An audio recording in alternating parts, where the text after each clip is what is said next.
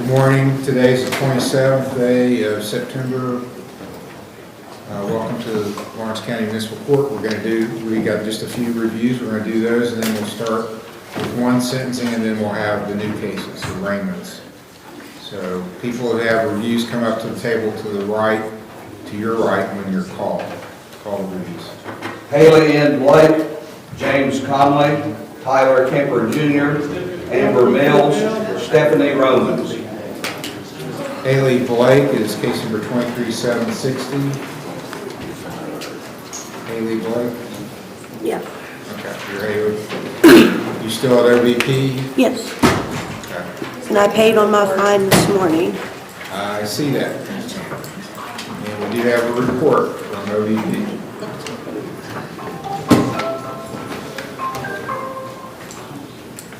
And it says you're doing well, so very good. You've got community service to do. I know, yeah. Okay.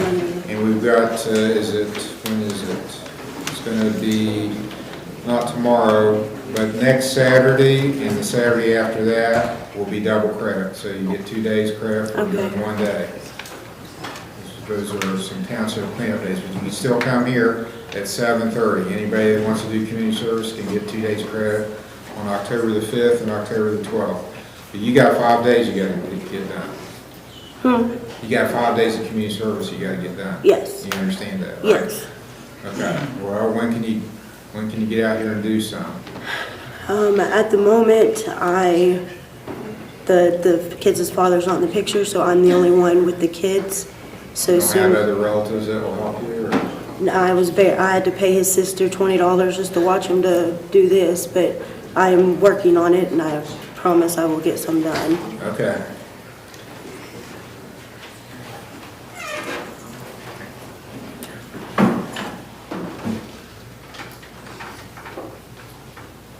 What about people in your family? You got any family or? No, unfortunately, they don't help. No, I'm sorry for that. Me too. I'm going to set you for November the 8th. That's a Friday. Okay. November 8th for your next review hearing. You're doing good on your counseling. Keep it up. What time? 9 a.m. 9 a.m. Okay. Yeah, all the reviews are at 9 a.m. Okay.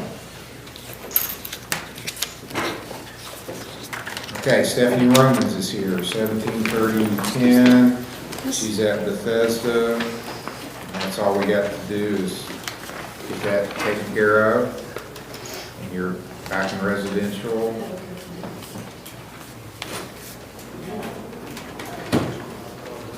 But I think this is what you need to do, right? Yeah. Okay.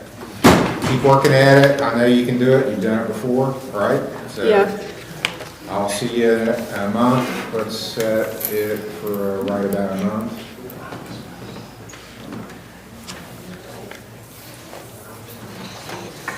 October 28th. Okay, Thank you you. can do this. Thank you, sir. You're welcome. James Conley. James Conley.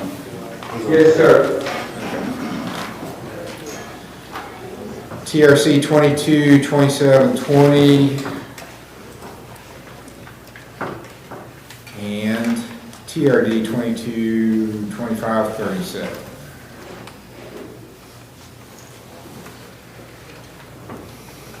Okay, you still got some community service to do? Yes, Your Honor, where I broke my hand, it's kind of limiting me on what I can do. I mean, I can still go down there and, I've been working at the dog shelter in, Southern County. I can still go down there and clean windows and stuff, but it's like, I can't really do too much. I mean, I can try to get down there with a broken hand and help him, but, she told me to, if I could just wait until my hand is better, that way I can do everything that she needs me to do when I come down there. Who's she? You said she, did you? The person it's that's all the down? knee, Okay. yeah, Denise it's Balls? something to knee. He's doing it in Portsmouth, Your Honor. Oh, of course, okay. Are you in a sling? Yes, sir. It's in a, like a board cat, like a, not a cast, but I don't know, I broke the end of my It's nose. still possible to do work with one hand, so I know that. Yeah, I can do that. She just, yeah, I'm limited on what I can do. Can you make a payment on your phones? I can Thursday, yes, sir. Okay. I don't have any money until I get paid. When are you getting out of your cast? She said 6 to 8 weeks, and that was like a month ago. Okay, so you only got a couple more weeks left. Yeah. All right, October 28th is your next hearing, 9 All o'clock. right, thank you, Your Honor. You're welcome.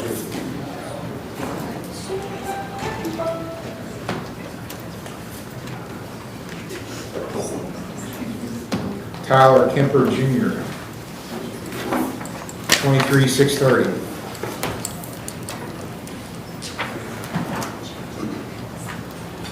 Said many greets.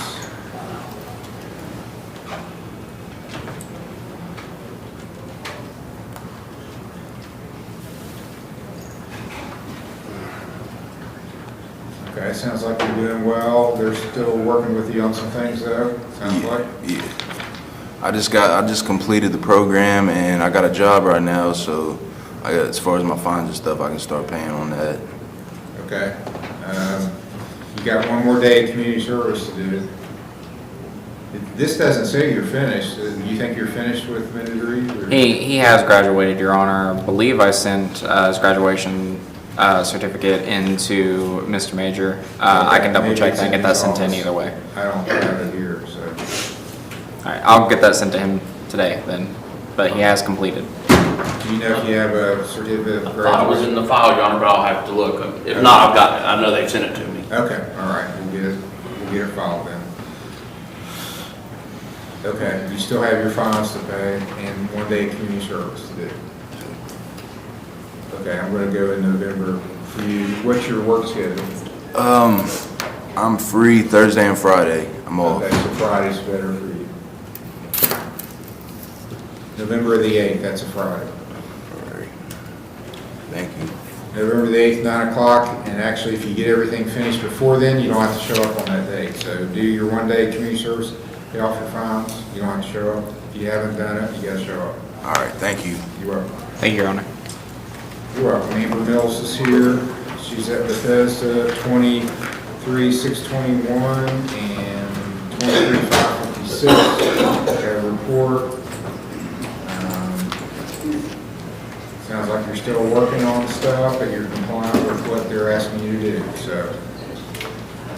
Can you pay anything on your fines? I can Wednesday. Okay. All right, are you working? Yes, I'm working at St. Mary's in Huntington. What's your schedule? What's better for you? I'm Mondays or free Fridays? on, I can do Fridays or Fridays are Mondays. better? Okay, I'll make you November the 8th also. That's a Friday. Thank you, Your Honor. November the 8th, 9 o'clock. Thank you. You're welcome.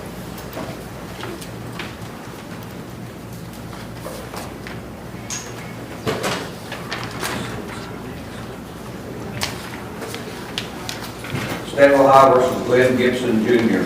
Case number CRB 10-1078 A and B, PRC 10-2432, A, B, and C. This is Mr. Davenport's case on sentencing, and Mr. Gibson has done some community service since the last time we were here, and it looks like that's all that's left to do. Thank you, Your Honor. So, well, no, he still has some left, so I'm gonna give him another day. Oh, I understand. November the 8th. He was concerned that he got a notice from Athalia Municipal Court saying he'd missed a hearing, which he did not. I've got a receipt here where he showed up and paid, but he's afraid there might be a warrant for him. Not that I know of. Okay, Okay, that's that's November up 8th. to them, so, Sure. I'm going to speak to Mr. Holt about that one this afternoon. okay. But thank you, Judge. You're welcome. November the 8th, see you next hearing. Okay, the next thing we're gonna do are arraignments, so anybody out in the hall that's got a new case, they need to be in here now. Arraignment, missed a hearing, or warrant. When your name's called,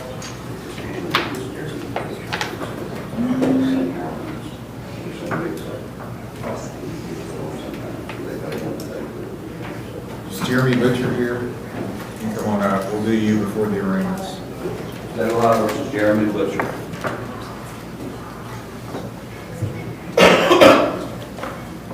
Okay. You just have to pay your fines off, looks like. Do you have a payment today? Yes, sir. How much are you paying? 40.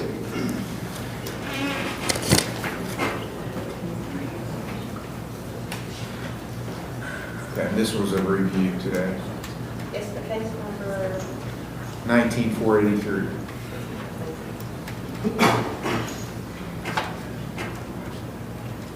November 1st will be your next hearing. Thank you. 9 o'clock. You're welcome. See the clerk to make the payment.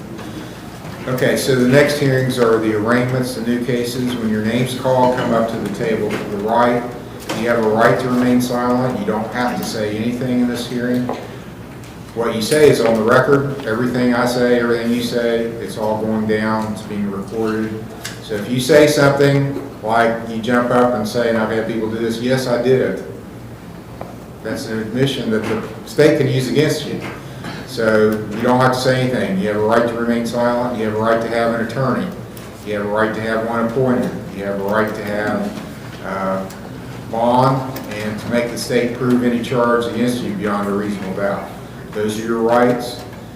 If you enter a guilty or no contest plea, you're waiving those rights, and you should not do that if you don't understand what's happening, if you want to talk to a lawyer, if you want a trial on your case. Any of those reasons, you need to enter a not guilty plea. That's always the safest plea you can enter. You can change it later after you talk to a lawyer. And I had just last week somebody say, I just want to get it over with. That's not a good reason to enter a guilty plea. Because all these cases in this court are jailable, so you can go to jail. It doesn't mean you're necessarily just going to get a fine because you're guilty. Call the first case. State of Ohio versus Jonathan Benson, case number TRC 24, 1988, A, B, and C.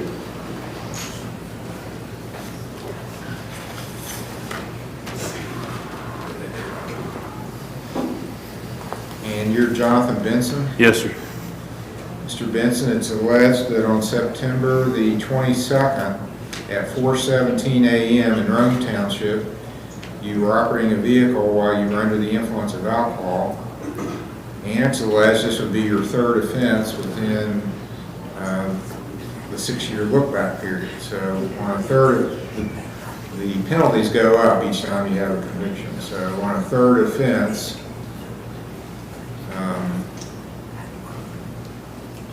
and it's alleged to be a refusal to take tests.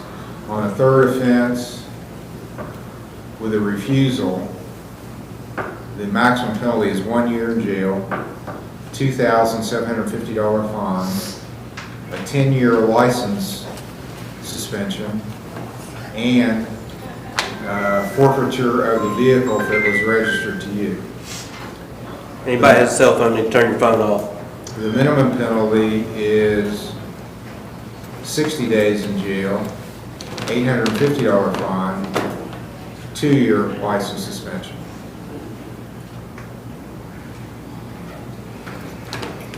Do you understand that charge and the possible penalty? Yes, sir. You're also charged with not having a driver's license. That is an unclassified misdemeanor. Maximum penalty is 500 hours of community service and a $1,000 fine. That's the most the court can impose. And you're also charged with failure to control your vehicle. That's a minor misdemeanor. Maximum penalty is a $150 fine. So you've got 3 charges pending. Do you understand the charges against you? Yes, sir. And do you understand the rights you have as a defendant? Yes. How do you plead to these charges? Not guilty. Do you wish to be considered for a court-appointed lawyer? No, sir. Have you hired a lawyer? I'm in the process of doing it. I'm going to enter a not guilty plea for you. And are you working? Yes, sir. Mondays or Fridays are the dates to come back. Do you have a preference between those? It'd be Monday. I work out of town, sir. Monday's better. Fridays would be. Fridays are Yes. better.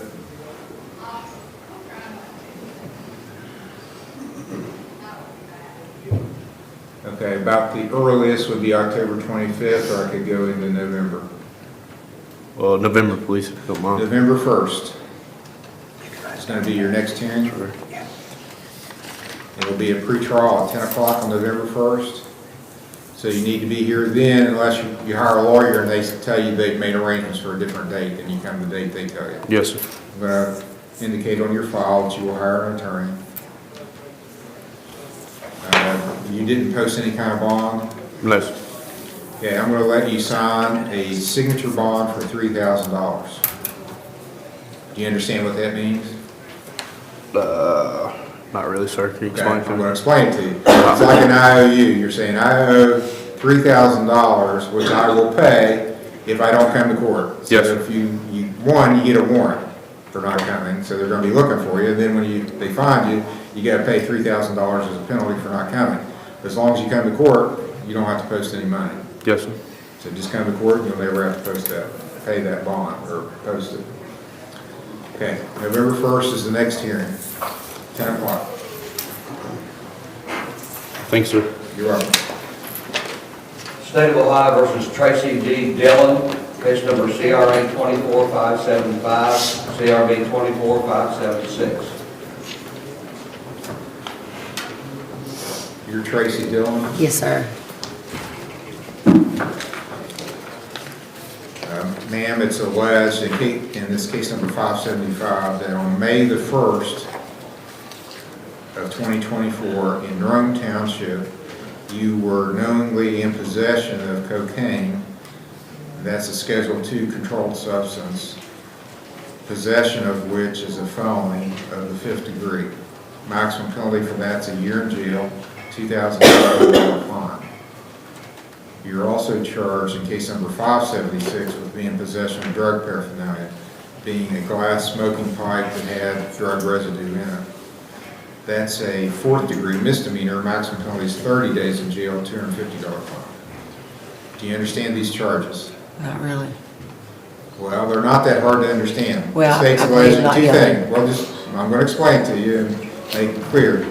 They're saying you had in your possession cocaine, knowingly that you had in your possession, and 2, you had drug paraphernalia on you, a glass smoking pipe. You understand that? Uh-huh. Do you understand the rights you have as a defendant? Yes. I'm plead guilty. No, you can't plead you have a felony, so the felonies are the more serious charges. Oh. So you can't enter a guilty plea or any kind of plea at the first hearing. Do you have the money to hire a lawyer? No. Do you have a job? No. I'm going to appoint a lawyer for you.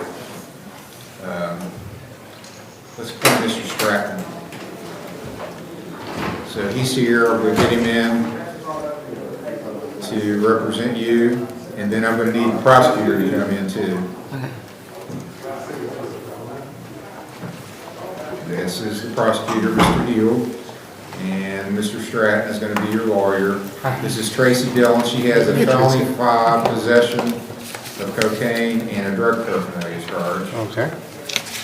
What's the state's position on bond? The state would not oppose an OR bond if Ms. Dillon is willing to be assessed for treatment. And it'd be... I'm under doctor's care now. It's psychiatric. Okay, right. So maybe if we found out about that, what care she's under and what other help we might be able to get for her, that would be, maybe before she leaves today. What doctor do you see now? Oh, my doctor is Larry Robbins at Prestera. She's at Prestera right now, you know. Okay, they treat, Both. that's an appropriate place for her to go for the assessment. So I'm going to let you talk with Mr. Stratton. He can fill in more details. I'll try to make this quick, but it's a little bit complicated. You're charged with a felony. There's 2 types of criminal cases, misdemeanors and felonies. A felony is where you can go to prison. The punishment can be prison. A misdemeanor, you can only go to the county jail. You're charged with one of each. You got a misdemeanor and you've got a felony.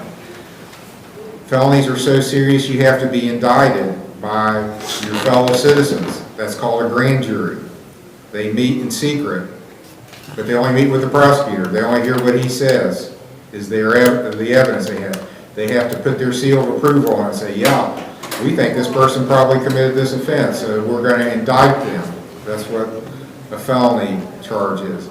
So what the state is saying today is, if you will go to treatment, and if you're successful, I think probably they would dismiss the case down the road someplace. You won't have any record of a felony, and you won't get indicted. So your case is going to stay here. You'll go to treatment. You'll come back before me periodically. I'm going to check the reports and see if you're doing what you're supposed to. If you're getting clean and staying clean, that's what we all want, then your case will get dismissed. You can't get a better result than that. No. So are you on board with that? You okay with that? Yes, she is, Your Honor. Okay, so we're going to keep the case here. She can sign a $2,000 signature bond. She's going to continue in press care. Now, are they treating you for substance use also?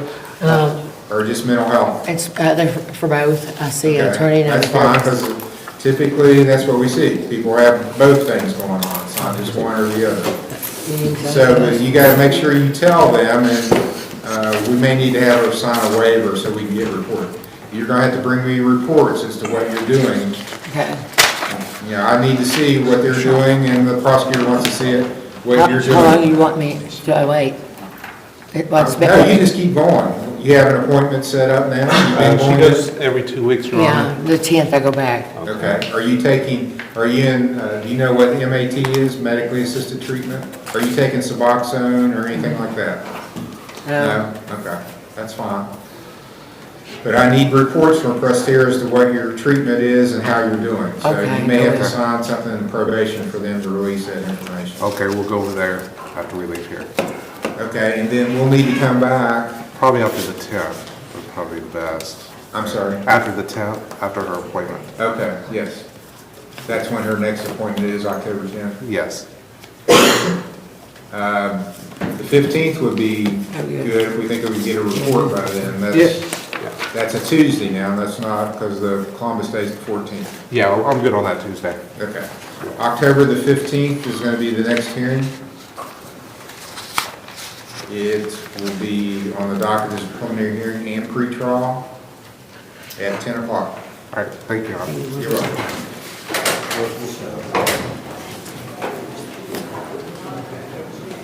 State of Ohio versus William Rice. Case number TRD 182548, TRD 202404. All right, Mr. Rice, so as you missed, you were supposed to be here Monday and you're here today. Yes, For sir. review here. I had to work, but they're gonna let me work evenings next week, so I can get these 3 days of community service done. All right, and you heard the dates I said, there's double credit? And you did make a pretty substantial payment on your fines, I see that. Mondays or Fridays for your next hearing? Fridays are better for me. November the 8th. That's a Friday at 9 o'clock, no warrant to be issued. All right, thank you so much. You're welcome.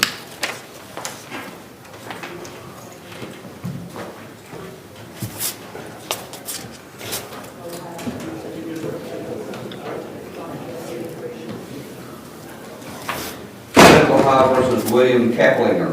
Case number CRB 11-1152, A, B, and C.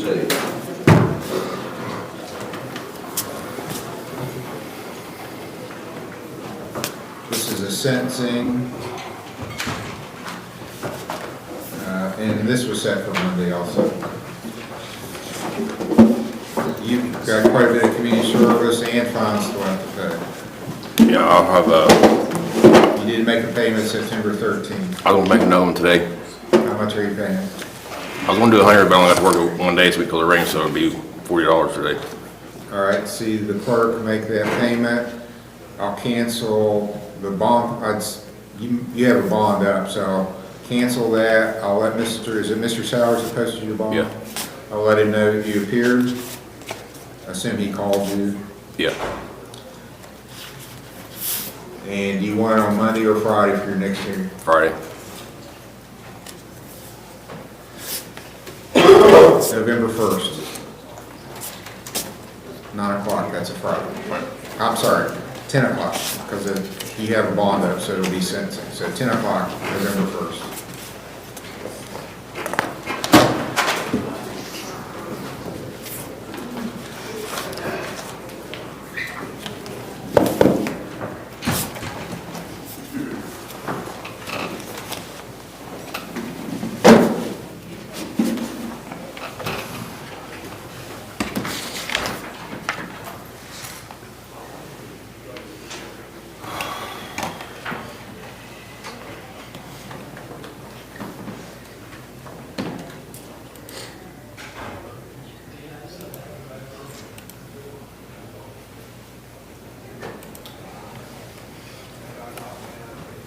Okay, I notified Mr. Sowers that he appeared. State of Ohio versus Tina M. Wells, case number CRA 24604 and CRB 1276.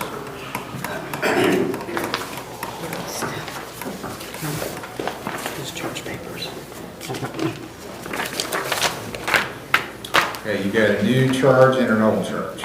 Yes. 24604 is the new charge. Yeah. I was in the psych ward from September 5th to the 20th of September. Okay. This is a possession of drugs charge. September, it's alleging, have you received this? Have you Yes, seen the sir. charge? Okay. It alleges September 4th, 2024, Windsor Township, you knowingly were in possession of cocaine. It's a Schedule II substance, possession of which is a felony 5. Maximum penalty for that's a year in jail, $2,500 fine. And that looks like it's the only charge you have. Yes, sir. And then you've got an old case, 14-1276. You had a review hearing September 9th, Yes. and you missed it, and you said you were in the hospital. Yes, sir. Okay, and that was on a theft offense. Okay, you had the money to hire a lawyer? No, sir. I paid my fine on the old old charge. case? Yes, sir. $20. Okay, I'm going to appoint Mr. Smith. I see he had represented you once in the past. So I'll appoint him on this new case. I'm going to give you back your hospital records that shows you were in the hospital at the time your last hearing took place. She's got a felony 5 possession charge. Yes, sir. Looks like there's mental health issues. She was hospitalized at King's Daughters. State's position on bond. We'd like to have her be evaluated and see what kind of treatment she might need. And if she's willing to cooperate with that, then we don't have a problem with an OR bond. Yes. Are you getting treated now, ma'am? I'm still with my Hodgins. You told me I could quit, but I never quit. Okay. Because I never did quit. Are they helping you with getting mental health treatment? Yes. Okay. All right, I'm okay with you staying there. I'll let you sign a $2,000 signature bond. Stay at Mahajin. You know they need to give me reports as to what you're doing. Yes, Your Honor.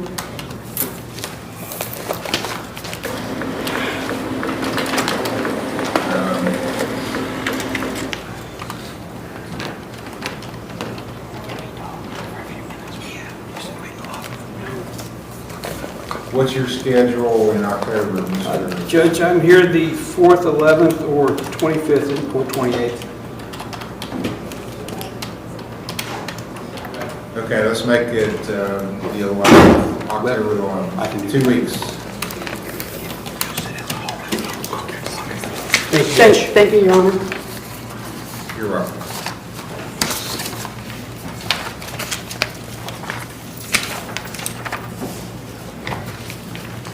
So, both our cases are set for October 11th at 10 o'clock. What's the case number, Your Honor? The new one is 24604. Here. That's a CRA case. Thank you. I don't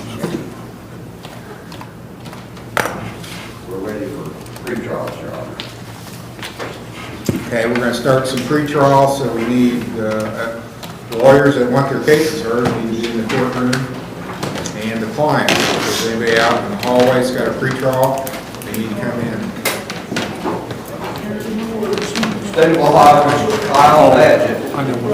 Case number CRB 2492, A, B, and C. Different day. Kyle Badgett, Mr. Dyer's case. Do I need to do anything with her?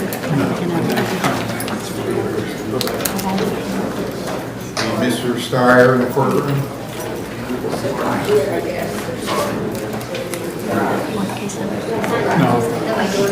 Oh, is she?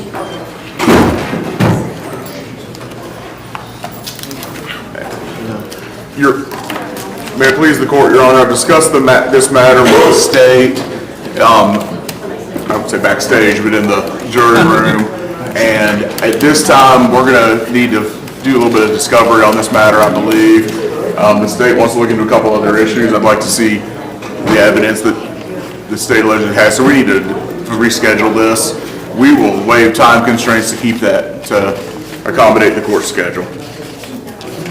Okay. Could do the 15th, which is a Tuesday, 18th, 15th or after works. Does Monday or Friday make a difference to you? I'd say Monday almost. Would the Tuesday work for that? Do you need an actual Monday? Okay. We could do the 15th then, Your Honor, so write that down. October 15th will be the 15th. next hearing. Be a pre-trial at 10 o'clock.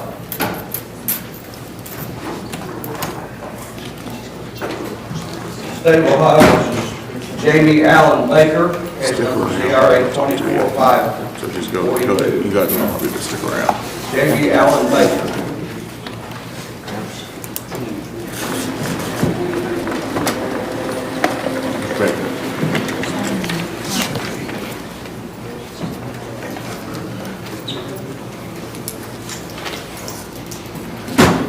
Your Honor, I believe we need to approach on this matter. Okay.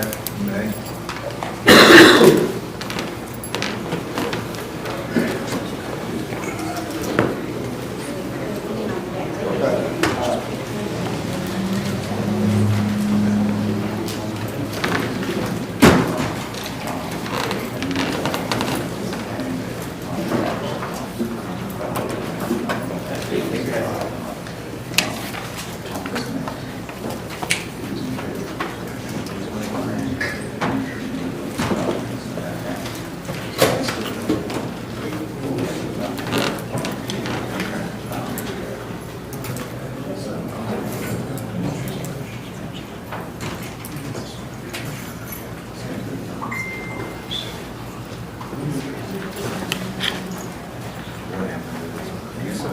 No, we're gonna go get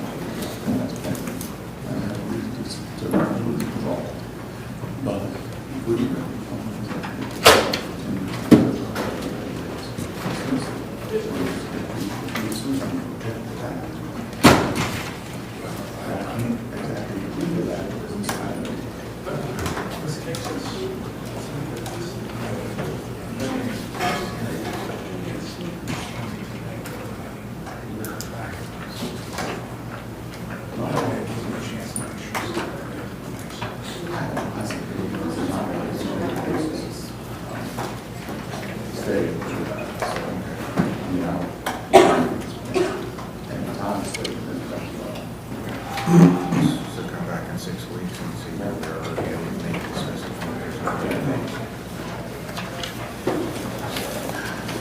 All right, defendant waives time constraints. The case is going to be continued for 6 weeks, approximately. That lands approximately on November 1st. I'm on that docket already. November 1st will be the next hearing, 10 o'clock. If you want to stick around, I'll come talk to you a little bit. But can you write that down for me? Yeah, we can write that down. Hang on. I think I have one more case to be called here, and then I'll come out and talk to you. State of Ohio versus Trevor Dement, case number CRB 24-344, CRA 23-514, CRB 21-167, CRA 23-21, CRB 23-22, CRB 19-667, CRB 19-570. Trevor Dement. Trevor Dement. Your Honor, Mr. Dement does not appear to be here today. Checking, Your Honor. Okay, there'll be a bench warrant issued, and I think he has a OR bond up, I believe, that's what I'm showing. I believe so, Your Honor. Okay, there'll be bench warrants issued for failure to appear. Thank you. You're welcome.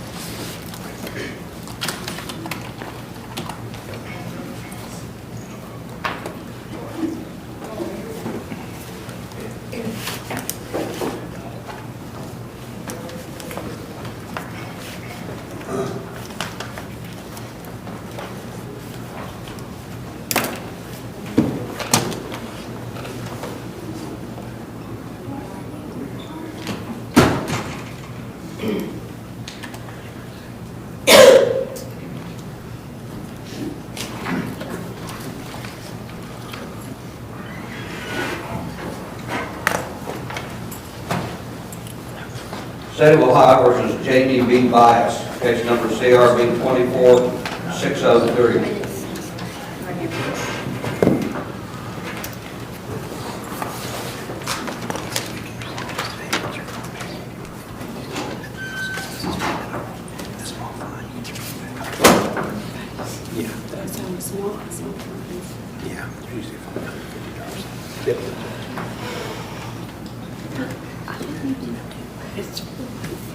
Yeah, let me find out. Hold on here a second.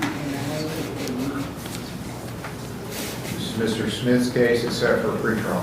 I think we have a resolution, Judge. I spoke with Mr. Hill earlier today. I spoke with my client.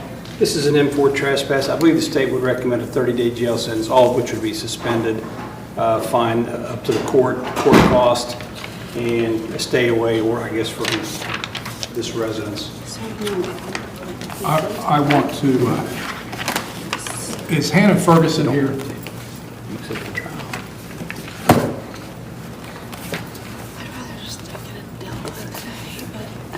So we are in agreement with that, Your Honor, and a order to stay clear of the neighbor there, Ms. Ferguson. I was hoping she was here.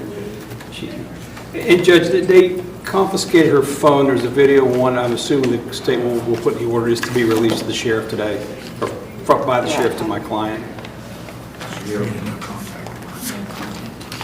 So We're not opposed to that. I'd like that new order so she can take it to the sheriff and get her phone back today.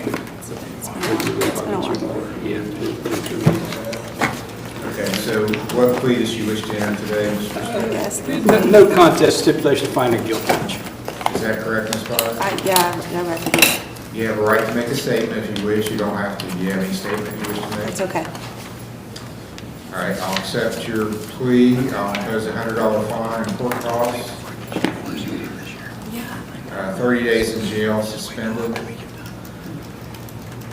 Order to stay away from Hannah Ferguson. Order that the mobile phone Yes, sir. of Jamie Bias be returned to her from the sheriff.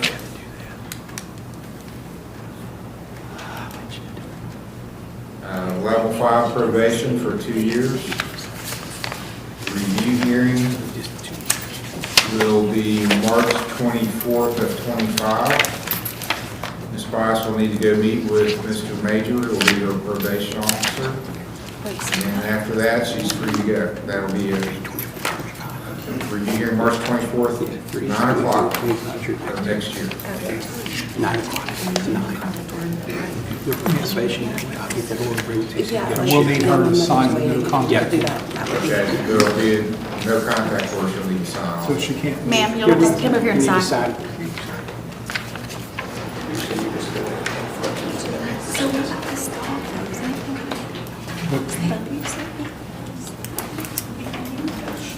The deputies have been there since last time. Maybe it just has a cry. This sounds fair. Yeah. State of Ohio versus Constance Davis, case number PRC 241751, A, B, and C. Constance Davis. It's Mr. Smith's case, pre-trial.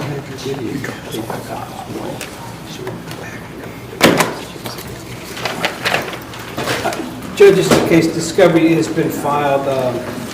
The Axon video was not provided for original discovery, but it has since been provided. I need time to go through the video with my client. This is our first pretrial. If we could do the fourth, The 15th or after of October. the 25th or 28th, Judge. Who is this? Constance Davis. I'll back the video now. October 25th. It's 10:20. Are you still the same? Pre-trial, 10 o'clock. Go ahead, come to the office. Know that here. 10:25 to 10. State of Ohio versus Robert L. Slaughter, case number CRB 24346, A and B.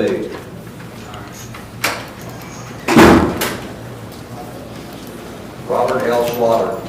This is Mr. Smith's case. My notes on it was it would be, could be dismissed today with payment of cost. Cost is not been paid. They have not been paid yet. He does not have it with him. But you want to come back and get the calls, put him on. He can pay it today. He cannot. Can you pay it by 4? He says not today. How much time does he need? See, I mean, does he want to pay the cost? I'm gonna pay the cost. It'll probably take me about 2 weeks when I get paid again.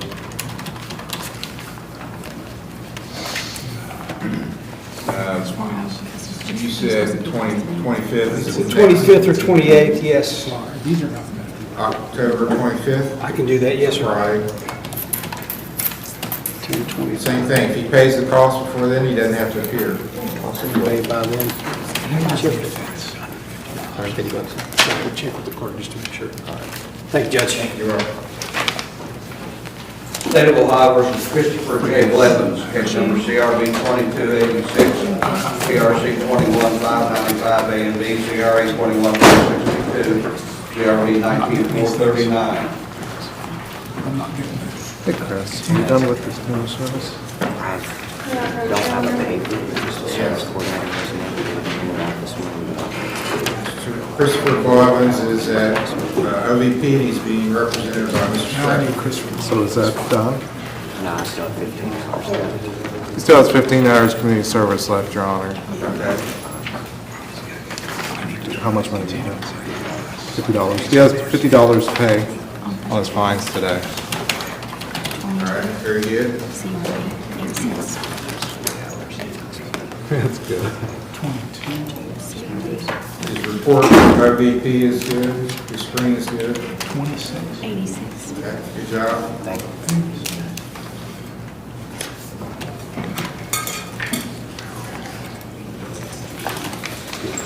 Hey, Your Honor, I don't know. I'm a little disappointed in Mr. Smith, though.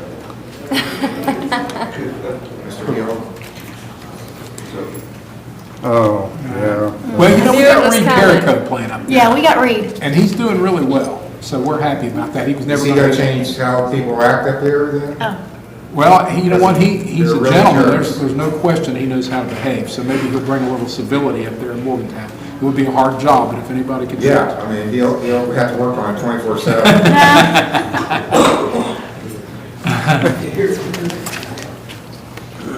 Okay, another month or Yeah. Yes, Your Honor. 28th, Yes.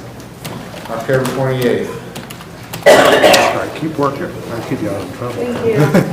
All right.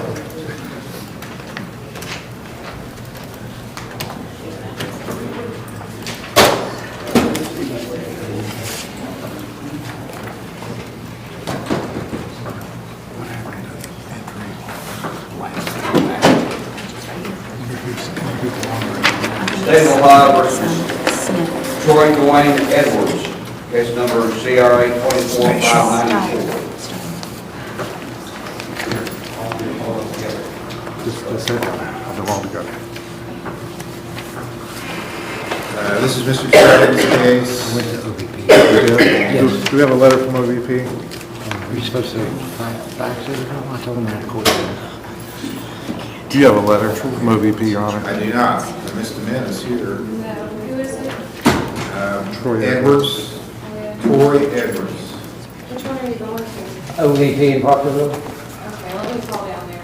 All right. Okay, we'll recall this Yeah. for a report. Yeah. Have a seat. We're just going to recall.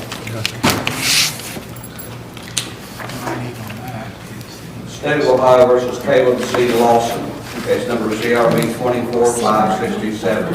Caleb C. Lawson. Mr. Stratton's case, pre-trial.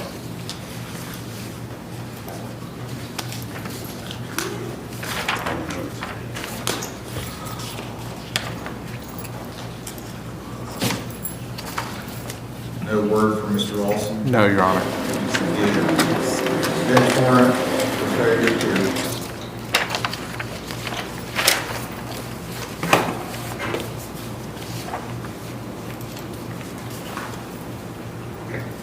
State of Ohio versus Darrell W. McFan, case number CRB 24586. Darrell McFan. It's also Mr. Stratton's case. He has a bond up.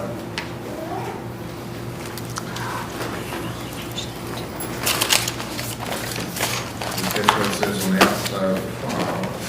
So with Mr. Sowards? No, with Peach Bond. Oh.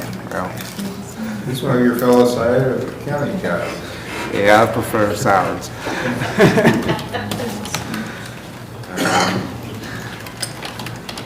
Yeah, he's got a bond up with Peach Bonding for $1,000. He hasn't appeared, assuming you have any contact? Or? No, Your Honor. Okay. Bench warrants today for failure to appear. And we'll need to let Mr. Peach know. And set it for a bond forfeiture hearing. Just give more time because I'm not sure about Mr. Peach availability. October 28th. Okay.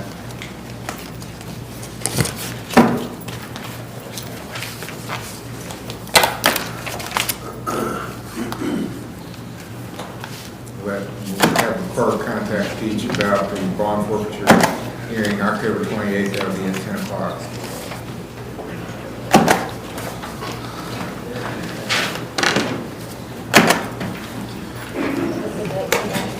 October 28th. Okay.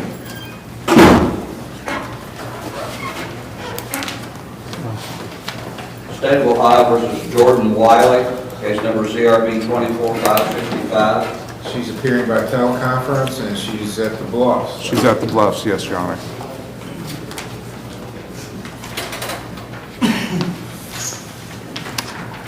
I don't know if you've received a report or somebody can give us a report where she's at the Bluffs. All right. Ms. Wiley, are you at the Bluffs? Yes, sir. Okay, how's it going? It's going very well.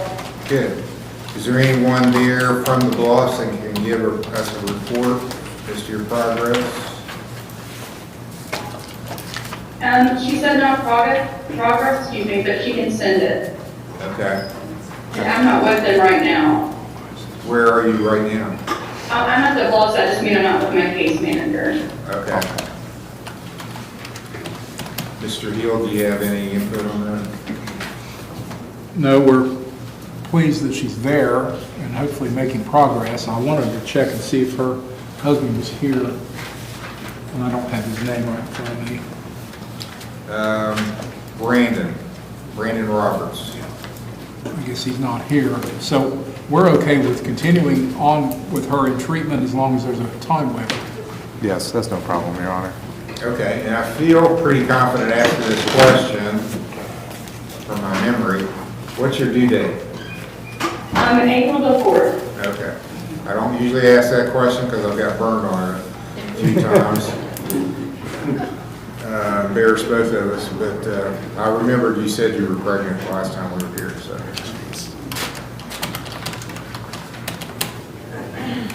Have they given you any dates as to how long they expect you to be there, or? As of right now, I believe it's October the 5th to be 30 days. Okay, and that's when you'll be discharged? Yeah. Well, let's come back on the 4th, if Yeah. they're available, so we can get a plan together as to what's gonna happen when, do you have a plan as to what's gonna happen when you are discharged? I'm just gonna go stay with my mom, so I'm not sure how long the protection order against Brandon is. I talked to her, and then I'm gonna continue IOP and intensive outpatient care Okay, where's your mom live? in Parkerville. Okay, so you'll be local. All right, I approve of that, but let's still we'll do it, you can appear by teleconference like you are today, and then we'll finalize everything as what you're gonna do once you get discharged. Okay, you look good. I'm glad things are going well. Thank you. You're welcome. October 4th is the next hearing at 10 o'clock. State of Ohio versus Joseph Cladillo, case number CRB 24-615, CRB 24-510.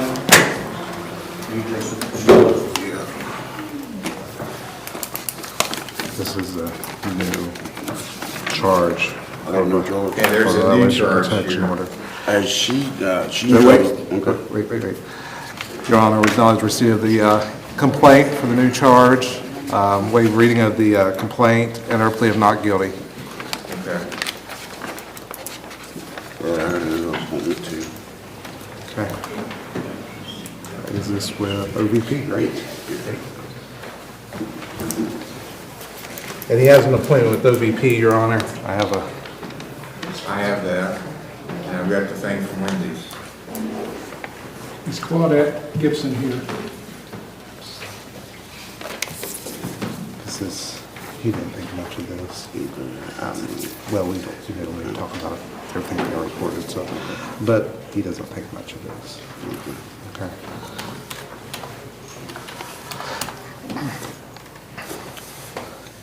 So how do you want to proceed?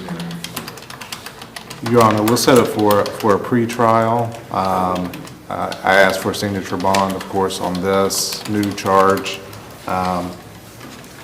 It's not, it is, the allegations are it's a violation, but it's nothing serious, the allegations. At least what it appears in the report from the law enforcement, it sounds like something that we're okay with continuing on with the plan that we had before. Protection order is still in place, so, but we're okay with, you've been going to ARC, is that right? No, I live at Wendy's now. He has, OVP? he has an appointment with the OVP on the 3rd. Okay, so we're okay with continuing that, and we'll ask for a time waiver. We do the 15th then? Yes. Yeah. October 15th will be the next hearing. Yes, sir. October 15th. Okay, all that's yours. Your Honor, Did you sign a bond on this new charge? Yeah, we'll make sign it right there? 1,000 OR. And entering a night this week. She's gave you the wrong thing. There, you're good to go. All right? Yeah, do I need to talk to you? No, you're good. Sir. Thank you. You're welcome.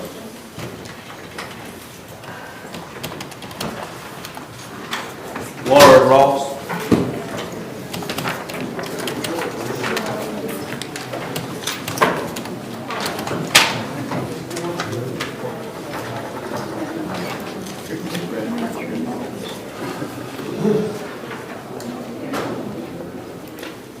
State of Ohio versus Raphael Sanders, case number CRB 24-620. Raphael Sanders. Raphael Sanders. This is a arraignment, Your Honor. Raphael Sanders, come up to the table to your right.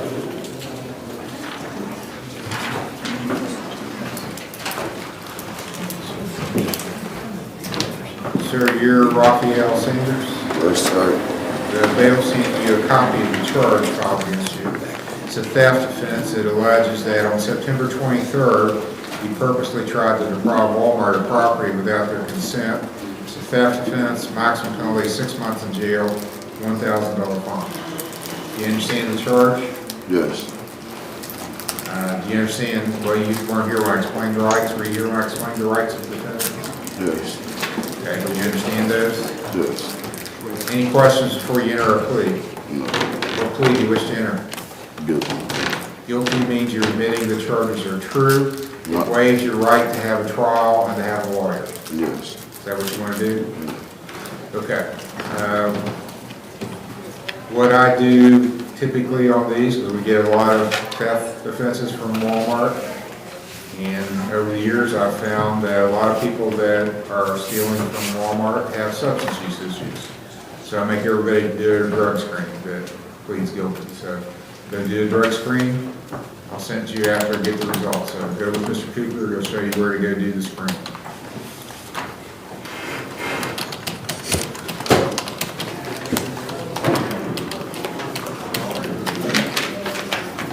State of Ohio versus Kaylee Canterbury, case number CRB 24619.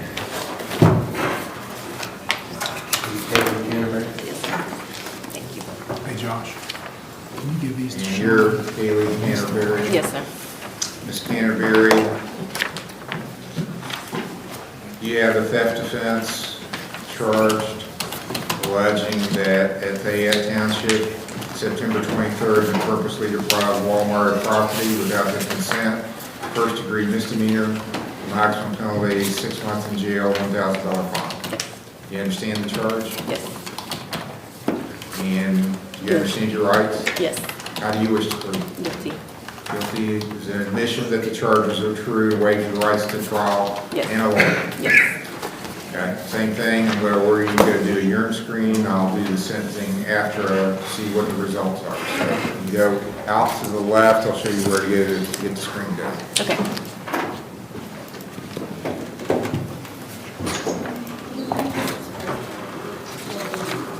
State of Ohio versus Robert A. Hill, case number TRD 24335.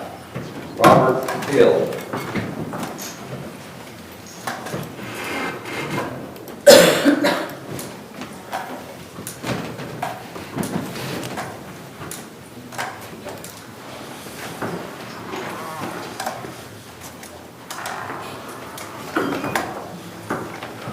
All right, sir, you're Robert Hill. Yeah.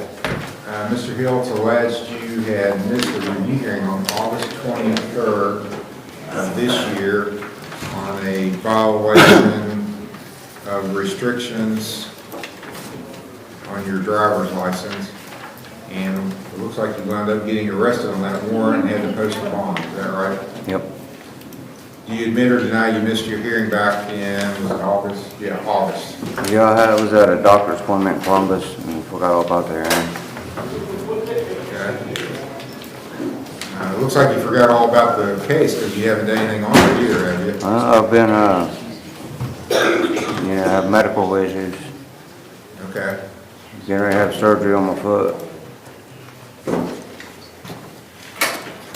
When's that happening? I'll go back to the doctor's, the 23rd next month.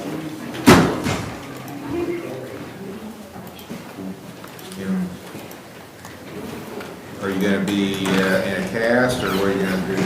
Well, actually, I'm supposed to have a boot on right now, but it kind of got cut off last Thursday. Okay, well, I'll continue it for a while, but and put you back on the docket. So you don't have a date yet for surgery? Just waiting. They said he's waiting on everything to heal up before they went and done anything, but they just wait infection set in. Okay, well, let's set it for October 25th. We'll get you can give me a report as to what the doctor says. So we're going about a month out. Set it for another hearing for sentencing at 10 o'clock. And now you got a bond up, so if you don't show up then, Mr. Sowers is going to come pick you up and take you to the jail because you didn't show up. So you got to show up regardless of what's going on. Okay? October 25th, can you write that down for me? October 25th, 10 o'clock, is your next hearing for sentencing.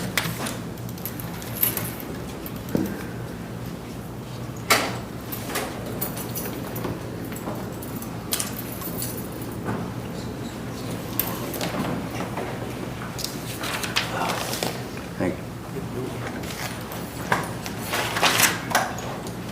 State of Ohio versus Timothy Luckett, case number PRD 21847, A and B. Timothy Luckett.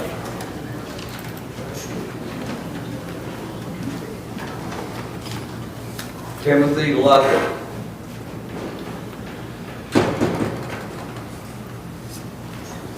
Timothy Lockett.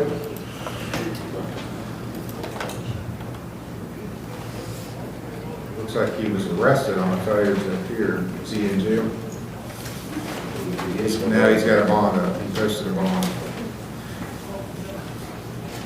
He checked in with the clerk just a few minutes. Timothy Lockett. Okay, I'll pass it. I'll issue a warrant at the end of court if he's not here. State of Ohio versus Richard Riggle, case number CRB 24622.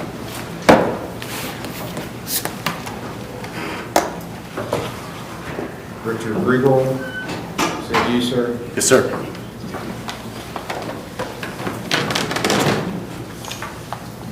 Bailiff's bringing you a copy of the charge that was filed.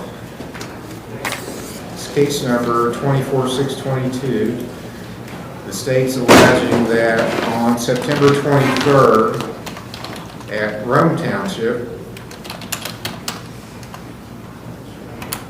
you not only caused Riley Cole Atkins to believe you would cause physical harm to his person or property.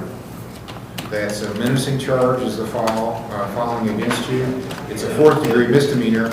Maximum penalty is 30 days in jail, $250 fine. Do you understand this charge? Sir. Do you understand the rights you have as a defendant? Yes, sir. How do you plead to this charge? Plead guilty. Guilty means you're admitting it's true, and by doing that, you waive the right to have a trial, to have a lawyer. Do you understand that? Yes, sir. All right, I'm going to accept your guilty plea. Does the state have a report on this? I do, Your Honor. This is from Deputy Orsbon from the Lawrence County Sheriff's Office. He says that on September 23rd, 2024, at 6:07 in the evening, I received a call for domestic. Upon arriving, there were several people on the porch. This was in Chesapeake, 28 Township Road, 1038. Several people on the porch. I asked what was going on and where the other two officers were. A male stated his name was William Atkins, and this was his daughter's son-in-law's place. His daughter and son-in-law's place. So I'm assuming that Mr. Riggle is the son-in-law.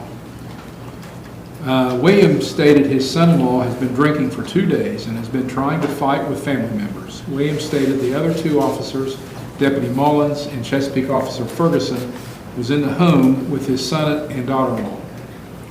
Son-in-law and daughter. Upon going in, a male was in the hallway stating that he had been drinking and he was there to see where his brother-in-law was, that he came home to fight him. I had asked Richard Riggle to walk down to my car as everyone was talking over me and would not calm down. Once I got to the car with Richard, I read him his rights and asked him what was going on. Richard stated that he had a small bottle of liquor at the hotel, then got a text from his brother-in-law and decided to go back home and demand they tell him where he lives. Richard stated that he was there to beat him up. Richard stated that he became angry and started to scream, and that is when someone called the cops.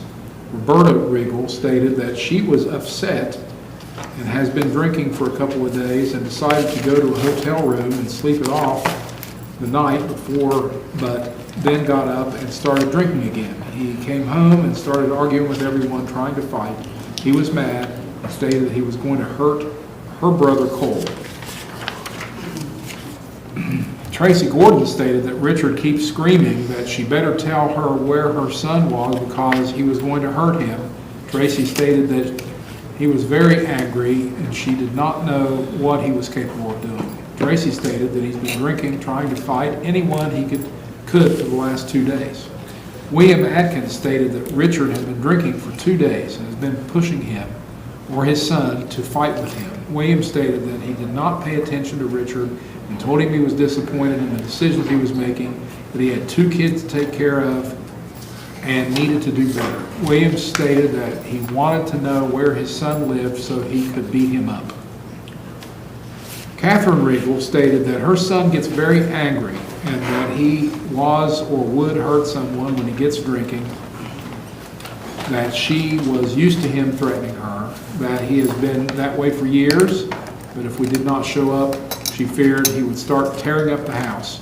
Until he was able to get someone to fight with him, he could be very dangerous to himself or others. Catherine stated he keeps screaming to give him his gun. He was going to go hurt Cole, and he wanted to know where he lived. Catherine stated that he was capable of hurting someone when he was like that. Catherine stated she did not think he would hurt his wife and kids, but that he would any of the others, including her. Catherine stated that Richard stated that if he did not have his kids, he would hurt her. She did not want to file charges.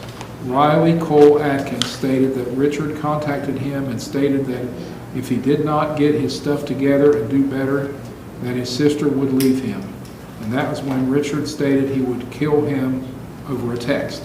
Cole stated he would send the text to my work email. I had Deputy Mullins take Richard to the Lawrence County Jail. I took statements from everyone. I will send emails to Detective Lehman. Okay. Mr. Riggle, do you have a statement or explanation you want to make? I do. I made a mistake. I was not in the right, clear headspace. I am in the process of going to a program for alcohol. I'm just waiting for a counselor to be available. I'm doing that through my job. And I didn't mean what I said. The person that I threatened is actually here today, and I haven't been in contact with him or anything, but I want to let him know that I love him. He is a brother. Is that Cole? Thanks. Is he in the courtroom? Cole, you want to come up here, please? Yeah, why don't you come up and talk to the prosecutor? Your Honor, it sounds like the whole family was involved in this. Yeah. Mr. Riggle, are you a veteran? No, sir. You're not a veteran? Okay. The only reason I asked, there's some services available for veterans.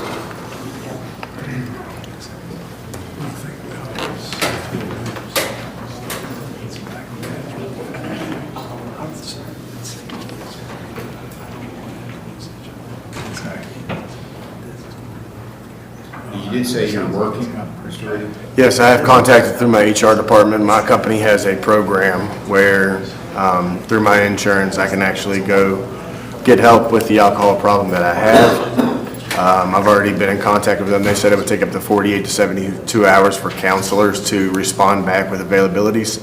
So I do plan on doing outpatient programs.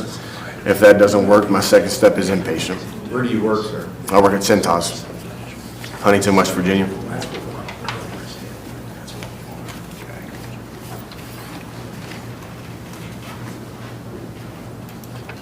Mr. Hill? Your Honor, Cole Atkins just spoke with me, and he's very concerned, doesn't want Richard to lose his job. It's encouraging that he recognizes that he needs to get some help for this. What we would like to do is delay the sentencing and let him be successful in treatment, and then at a later time we can discuss the implications of this as far as his job, what impact this might have on him. As long as he does what everybody wants him to do, that is to get a grip on this and address it and be successful, then we don't want to talk about having to send him to jail or anything like that. As long as he'll do what he says that he's setting out to do. Okay. That sounds promising. You're on board with that, I assume? agree with it? Yes, sir. Okay, I'm going to accept your plea. Going to delay sentencing, let you go to treatment as you can arrange through your employer. Sounds like they're going to assist you with that. And I'm assuming also that they're going to allow you to keep your job as long as you're safe. Yes, sir. Okay, well, that's all good. And I encourage that. So what we'll do, we'll let you get that started and then come back in approximately a month, and then I'll need an update as to what's going on with that. So if you can get a report or whatever to bring, and that's necessitate you coming back here on a Monday or a Friday. What's better for your schedule? Friday would be better, sir. Fridays. Let's do November 1st then, so it's a little more than a month. November 1st will be your next hearing.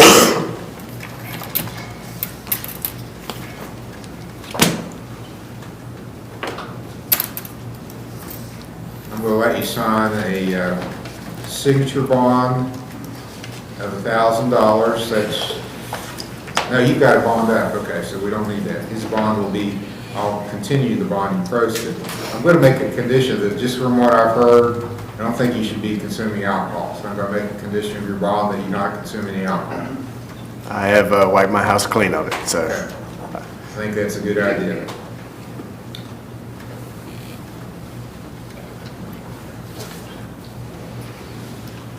Okay. So, do this counseling. Let's come back then November 1st, see where we are. And the better you do on your counseling, the better I can do on the sentencing, to perhaps even the point of diverting it and not even giving you a record on it. So, I think that could be appropriate here. So, take this seriously. I'll just say this.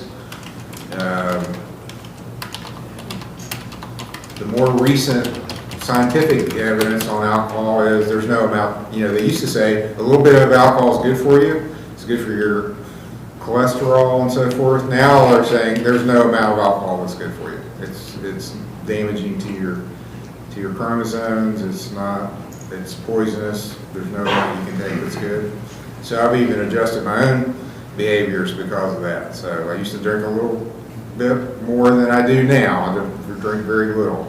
And I think for most people, there's some people that any amount is pretty devastating, just the way they react to it. So I'm one of those, so. yes. Well, that's kind of what I'm thinking, just from what I heard about what happened. So you're not the only one. I mean, there's a certain percentage of people in the population that does not mix, and the way they behave after they start consuming alcohol is very detrimental and dangerous to themselves and other people. So you may be one of those people, and what I'm trying to say is not very well, is the evidence is even drinking a little bit is not really good for you. That's the new evidence. There's no amount you can consume that's actually good for you. It's all bad. So, sir, maybe the way to go for you is abstinence. So, all right, we'll see you on November 1st at 10 o'clock for a sentencing hearing, and see how things go in the next month. Hopefully well. Thank you, sir. Good luck.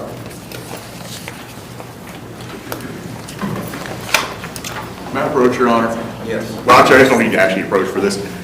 Trevor DeMint, who you called earlier, is now available on the Zoom if you're willing to recall his case and not. Okay, we'll get the file later and call him out. I'm sorry. We will get the That's fine, yeah, I just want to let you know he was here. Well, by video, DeMint. State of Ohio versus Brian E. Tomlin, case number CRB 24327, CRB 17984. Brian Tomlin. Brian Tomlin.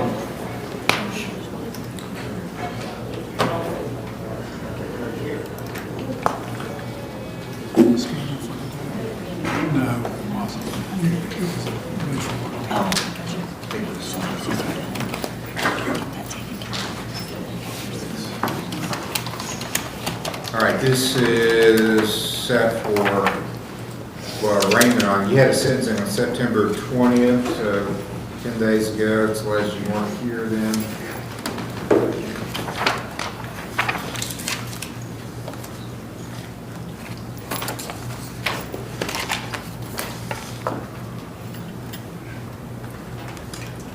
notes were on this last case, 24-327.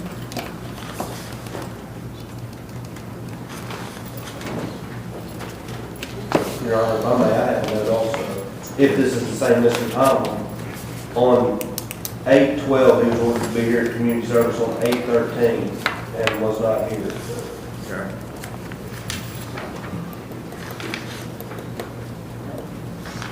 Is that correct, Mr. Tomlin? Yes, sir, but I'm pretty sure all my community service is caught up. Have you done it all now? This is Yes, on- I'm pretty sure if I got my days correct, I think they are all caught up. Yeah, there was an order in his other case, 17984. Can you update that and see? Yes, sir. We'll recall it because I'm still showing community service. So go meet with Mr. Cooper about your community service and we'll have you back. And I have my, all the money for the court costs and stuff. Okay, you can discuss that with him too.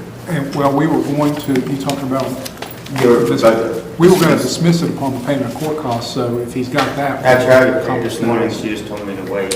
Okay, he's got an old case though, he had community service on it. We'll get that updated, then we'll have him back.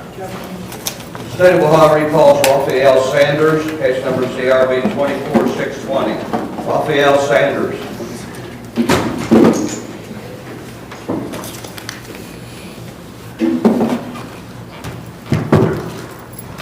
Okay, well, this is one of the reasons I do these tests. Have you seen the results? Yes. Positive for cocaine, oxycodone, and THC. Can I say something? Where do you live, Mr. Sanders? Huntington, West Virginia. Huntington? Yes. Okay, you used to live in Ashland? Because I got on the complaint, it has an Ashland address. No, they 2916 Monroe Street, Ashland? No, they made a mistake. Okay. What's your current address then? 622 2nd Street. 622 2nd Street, 2nd Street? Huntington, West Virginia. How do you pay for medical service? Do you have a medical card? No, it's just a free open. Cash, you pay? Okay. Well, But I'm gonna order you to get some treatment for this. So you're shown positive for cocaine and opioid, as well as marijuana. I'm not as concerned about the marijuana. I'm concerned about oxycodone and cocaine showing up in your urine. can I say something? Yes, sir? About the cocaine, whatever. That's got to be wrong. I don't even go nowhere near that unless I'm getting it from the weed or something. I don't even have no way to get into cocaine. The thing is now, I would just tell anybody, anything that you get off the street, you don't know what's in it. Yeah, exactly. But it's a real life, like a dispensary. It's called Mr. Plug on 4th Street, 4th Ave. Well, you're also positive for oxycodone, so that's an opioid. I'm going to refer you to OVP because they've got lots of facilities in Huntington. Yeah. Brianna is here from OVP. She's kind of tried to overlook the sweatshirt she's got on. But I want you to still talk to her. You can get something set up. She's got a WU sweatshirt on. You can get something set up and go in for at least an assessment. Now, if they assess you and say you don't need any treatment, fine, but you're testing for at least 2 street drugs. Yeah, that's got to be wrong. Okay, I'm going to go ahead and sentence you. I'll impose a $100 fine and court costs, 30 days in jail, suspended. I'll suspend all of it as long as you do the other stuff I'm telling you to do. You got to do 5 days of community service. We have a community service program here. Stay out of Walmarts and go to OVP for an assessment and treatment as they order you to do after they do the assessment. Okay. And they've got several facilities in Huntington. Okay. And I want you to talk to Brianna about that. She's here from OVP. I'll set your review hearing for November 1st. So the first hearing is November 1st. You'll come back and she'll give me a report as to what you've done. If you went, if you didn't go, whatever. All right. She'll go out in the lobby and talk to you about this. Do you have any questions of me? And you also need to meet, it'll be 2 years of level 5 probation. You also need to meet with Mr. Major. He's the probation officer. All right. And his office is to the left. Brianne, I'll show you where to go to talk to him. That's Any fine. questions? Nope, that's Okay, fine. go talk with her and then Mr. Major, then you're free to go. All right, thank you. You are. State of Ohio versus Kaylee Canterbury, case number CRB 24619.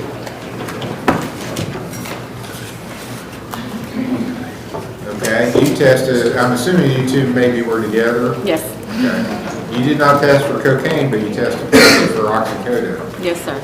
Okay. That was beforehand. That was before jail time. Well, Okay, so I'm going to give you the same sentence. And do you have a medical card? yes, West Virginia? it's through Kentucky. Kentucky? Okay. Yes. Well, hopefully they can switch you over, or they may be able, OVP may be able to accept Kentucky. Okay. So maybe that address that was on his was They your address? accidentally put it on his and the, yeah. But are you there now, or are you in Huntington also? This is my address. The Monroe Street? Yes, Ashland? 2916. Yep. Okay, well, then I'm going to refer, so you are a Kentucky resident. Yes. I'm going to refer you to ARC. That's who we use in Kentucky. Okay. They have several, ARC, Addiction Recovery Care. They have several facilities in Ashland, Okay. and they're legitimate treatment facility. They will definitely treat you with a Kentucky Medicaid card. Okay. You need to go tell them your court order from this court. We send several people there. And I'll make it a condition of your probation that you go there and get assessed and treated as they set up for you. Did you have a prescription for oxycodone? I did not. Okay. So I'll impose a $100 fine and court costs, 30 days in jail, all suspended, order to stay out of Walmarts, 5 days community service, go to ARC for assessment. Okay. Come back November 1st for your first review hearing, and ARC will give a report as to what you're doing with treatment then. So they don't have anybody here for you to talk to today, but I still want you to talk to Mr. Major, the probation officer. Okay. And he will have contact information for ARC, so if you, Okay. I mean, you can just Google it and it'll show up. Or he's got a card, it'll have Okay. address and phone number on it if you want to do it that way. Okay. 2 years of level 5 probation. Any questions? Nope. Okay, see Mr. Major, his office to the left as you Okay. leave the courtroom. Thank you. You're welcome. State of Ohio recalls Brian E. Tomlin, case number CRB 24327, CRB 17984. Your Honor, it's been updated. It shows he's done 1 day of community service since May, and that was back in June. He also told me that he went to Chesapeake for community service this past week, 2 days. I have no proof of that. He did not come here and sign in first. All right, and are you paying the costs on this one case? Oh, both of them. I'm paying both today. Okay, so 24-327 will be dismissed. Are you paying the court costs today? On the 17-984 case, It's 170. you pay it off. I'm going to give you another review hearing date. If you get the community service in here, you don't have to come back then. He told me he could get it done right back to me. Okay, I'll set it for October 28th. If you get the community service in here and... What, the papers from this week? Yeah. Do I have any left over? Just confirm with him or Mr. Major that you finished it. Then Okay. once you're finished, then you don't have to come back.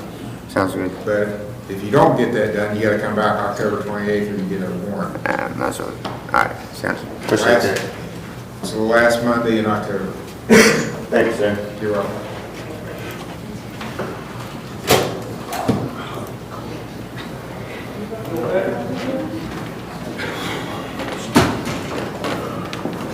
State of Ohio versus Brian L. Clay, case number CRB 24560.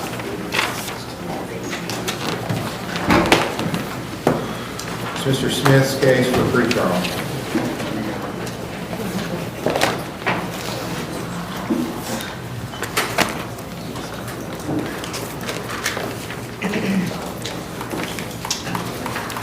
that Restoring Hope? Yes, Your Honor, he came in Monday. We're hoping to have a report for him. His case manager wasn't available for a written report, but she gave me a verbal. Verbal report, okay. So, I know the case manager wasn't available to do a written report, but she does have she's here with a verbal report? Yes. Okay. He's compliant? Very compliant. Okay, that's good. So we're just getting started, right? I mean, he's got, He's been with us for 11 weeks. He came in with a clean screen and has remained with clean screens the entire time. He's following all is he programming. inpatient or? Yes. Okay. How much longer is that going to Our program is 6 months to a year. It depends on Okay. his level of care. So we could set this out, say, in November sometime to come back. Yes, sir. I got a letter in my wallet from being on the, I just came in on my own, and that accident happened, to be out, to rental assistant for departments. I just came here, didn't really have nowhere to get more financial stable. You know what I mean? And I just waiting to get this over with. I mean, the gentleman didn't, there's disagreement, got voted out, you know what I mean? He ain't been here, you know what I mean? I'm just trying to get out on my, I just came in on my own. I came in clean, still clean. I don't have a problem with that part. Okay, well, what's the state want to do? Well, Your Honor, the victim's taking this very seriously, so we're going to need to either have a plea or set it for a trial. We are encouraged that he's in treatment and he's doing well. We want that too. But it's not one of those cases where you're going to dismiss if he completes treatment? No, but we would recommend, if he were to enter a guilty plea, that we would recommend a 60-day suspended jail sentence, and as a condition that he would finish his treatment. How long would that take for treatment? How long would that take for treatment?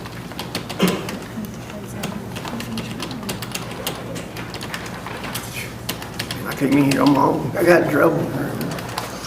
Have you spoken to the victim? Yes. Okay. I didn't know, because you asked Monday if you had contact for him. We were able to get a hold of him. Okay, that's what I was waiting for, to see if there's actually. Do you want to discuss it, or? Your Honor, let's just go ahead and set it for another pre-trial, see how he's doing, and then if we change our plea, we can do it then, otherwise we'll set it for trial. Okay, I'm looking at October 15th or after.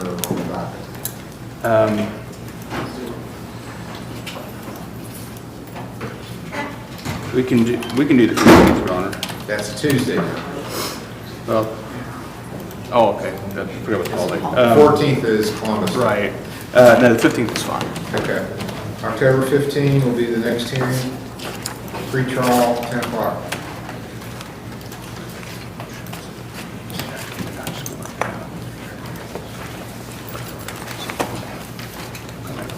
State of Ohio versus Madison v. Young, case number CRB 18-1004.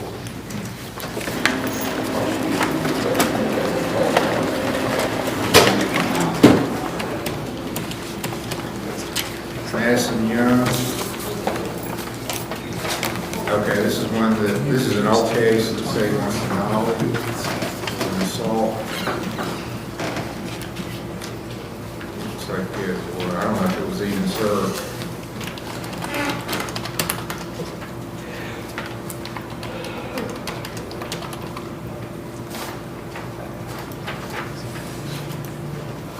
Summons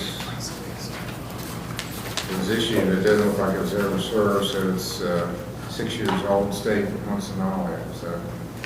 Yeah, and if we need to refile it, if we find out otherwise, we can refile it. Oh, it's on the Nolly.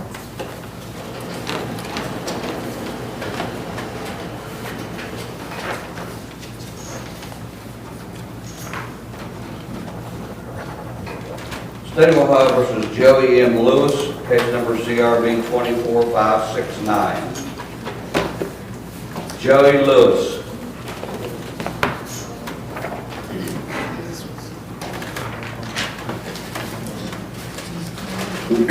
Mr. Smith's case. Your Honor, I have not seen Mr. Lewis this morning. I'm not sure why he's not here today. He has a bond up.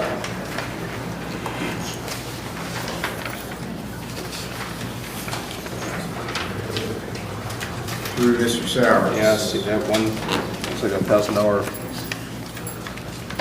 bond, so. So there's a case filing with Caleb Lawson, whose case was already called today, and Caleb Lawson didn't appear either. So, Okay.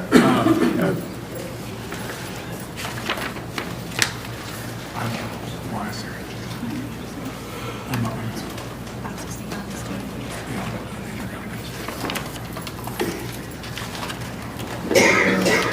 I'm going to notify Mr. Sowers, and I do that by sending a text, not ordering monitoring because I understand. notifying the bail bondsman that the person didn't show up.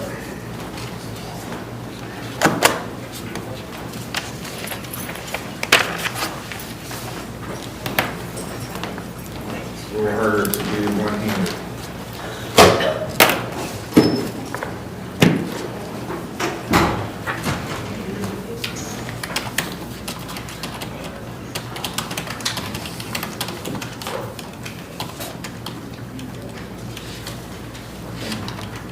So I'll set a bond forfeiture hearing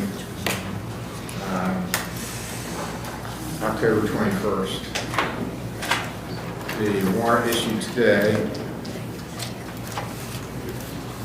bond forfeiture, October 21st, 10 o'clock. I'll notify Mr. Sowers. All right, thank you. If I can hear from her, I'll get in touch with them. I'll tell them to come in.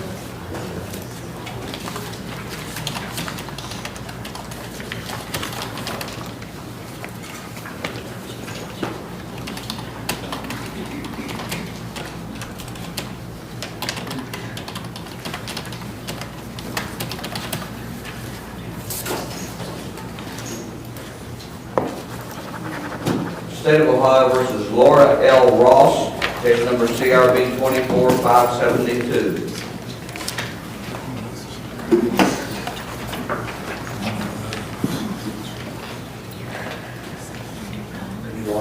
Yes. No, I said that.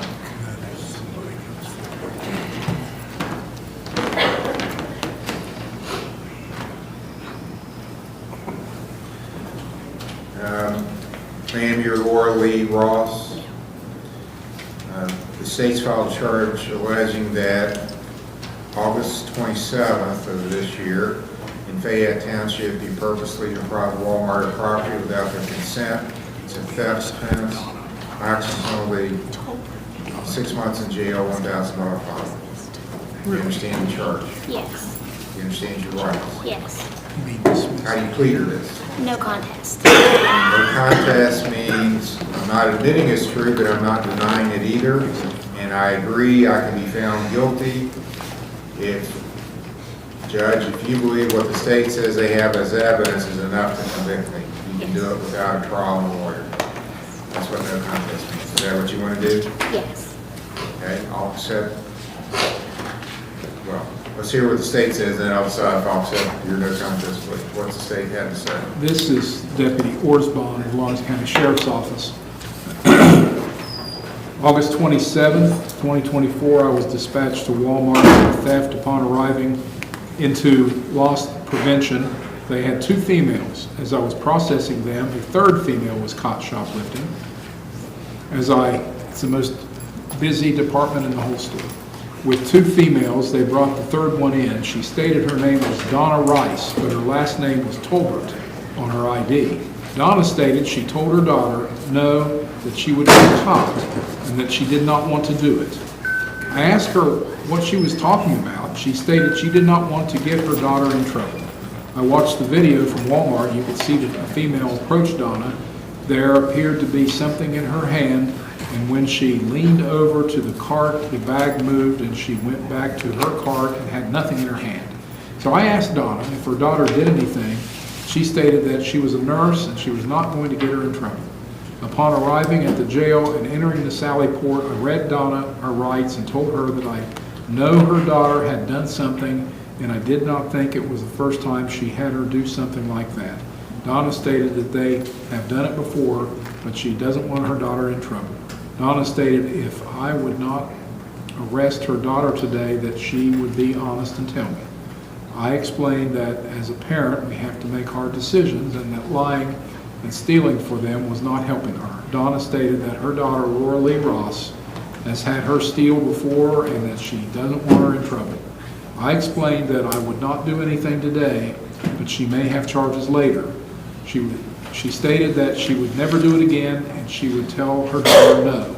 I ended the interview on camera and finished getting her booked in.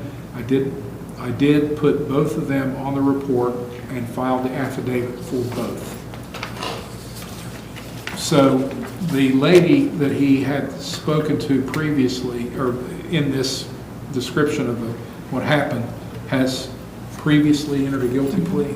Yeah, she was done. So apparently this is her daughter who's here now, and so we feel there's enough evidence to substantiate a finding of guilty. Okay, so as I take it from the affidavit, what she was saying is her daughter brought stuff up to her and just put it in her bag and didn't scan it. That's what occurred. Her mother. Put it in her mother's bag and didn't, it wasn't Yeah, scanned. whatever, yeah. Okay, Ms. Ross, anything you wish to say? Yes. So several things in that is untrue. One, I'm not a nurse. I'm a phlebotomist and a nurse aide.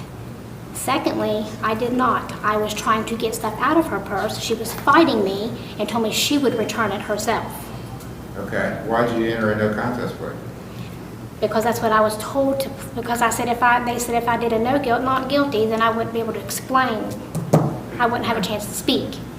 That's why I did that. Okay, well, I'm not going to accept, because you're basically telling me you're not guilty, so I'm going to enter a not guilty plea. Are you working now? I have 2 jobs. Okay. I have to determine your gross annual income to decide whether you're eligible for a court-appointed attorney. So what are you getting paid by the hour at both jobs? How much? One, I just recently started. The other one, I think it's like 18 an hour. 18 an hour as a phlebotomist? Yeah, I work in the main lab at the hospital, Which hospital? St. Mary's, How many hours a week? 40.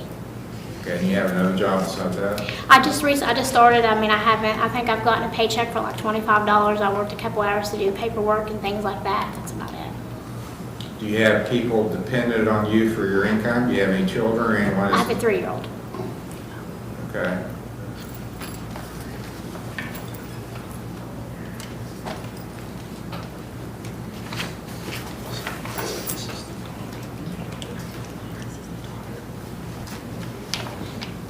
So you're making about $35,000 a year gross? Yes. Okay, I'm going to appoint a lawyer for you. So it has to continue? Yeah. I'll appoint Mr. Morford to represent.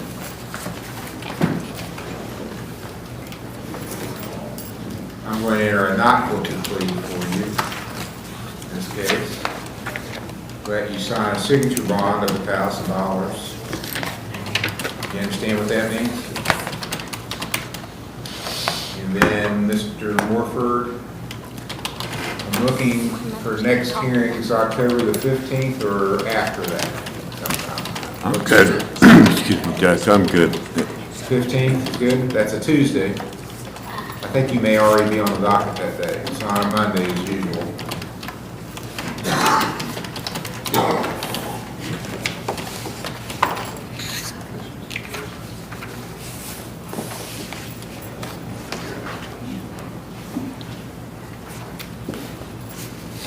I'm here, Judge. Okay.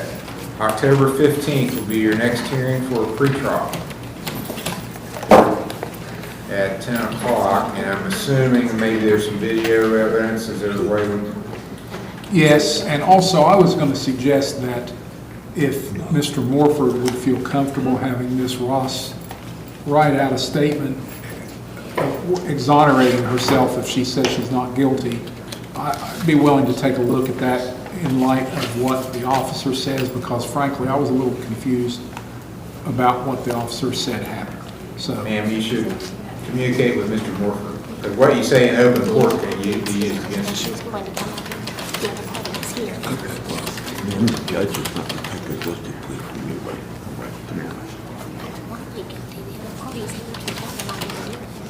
okay.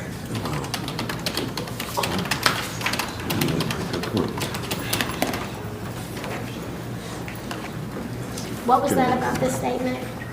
My suggestion is, and you'll have to talk to your lawyer about this, but if you're not guilty and you have an explanation, and Mr. Morford felt comfortable having you write that out for me, that would help me in looking at the video and looking at, that was your mother, the other lady, Yes, and right? she's here with me. Okay, and have it, look at that and what was alleged in that case too, just to figure out. Because she was willing to come up here and speak with you today. I understand, but this is not the trial today, but the prosecutor can talk to her. I know Can you Donna please very have well. minutes? Donna Rice is here, she's mentioned in those statements. Apparently she wants to talk to someone, but we're not set for a trial today, so. If we can get her phone number, we'll get her. She's right behind you. October the 15th is the next Can I meeting. just plead guilty? I'd rather get it over with. You cannot. I told you, man, he's not going to entertain you. You already told me you're not guilty, so. But why did First of the week, and make an appointment. Thank you, Your Honor. You're right.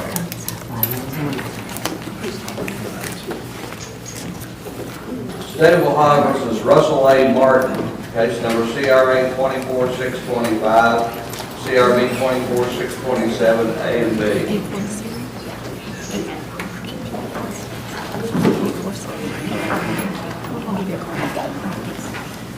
Russell Martin. Yes, sir. Russell Martin. All right, sir, are you Russell Martin? Yes, sir. Were you here when I've explained the rights of defendants? Yes, sir. You have questions about that? I'm happy to go over it again with you. You understand it? Yes, sir. Case number 24625 alleges September 26th, Mason Township, you purposely interfered with some sort of communication device. That's a felony for disrupting public services. Carries a maximum penalty of 18 months in jail and a $5,000 fine. 24627, case number A and B. 627A is resisting arrest. States alleging September 26th, Mason Township, you by force resisted or interfered with the lawful arrest of yourself. It's a second-degree misdemeanor, maximum penalty 90 days in jail, $750 fine. 627B case alleges domestic violence. That on September 26th in Mason Township, you knowingly caused or tried to cause physical harm to Megan Martin, and that Megan's either a member of your family or lives in your household. So that's a first-degree misdemeanor domestic violence, maximum penalty 6 months in jail, $1,000 fine. Do you understand those charges? Yes, sir. You understand your rights? Do you have the money to hire a lawyer? Yes. Have you hired one yet? No. I just bailed out yesterday, so. Okay. How much time do you want? One of these charges is a felony, and there are certain rules about how we have to do things on felonies. This is what's called the arraignment hearing for any charge, the first hearing. For felonies, we have to have what's called, or we're supposed to have a preliminary hearing within 15 days if you're out on bond, which you will be. But we can go longer if you ask me for more time, but it's your right to make the state bring the preliminary hearing within 15 days. If you want more time, I'll give you more time. I could try to do that in 15 days. You want to do it within 15 days? Okay, so that's going to be, so we'll have to go 2 weeks out. So that's the 11th of October. I'll set your next hearing date for October the 11th. Preliminary hearing and pretrials that day, 10 o'clock. Your bonds continued that you posted. Is Megan Martin here? Yes. I'm putting down that you will hire an attorney. I think that's what we're going to find out. I'm going to say no.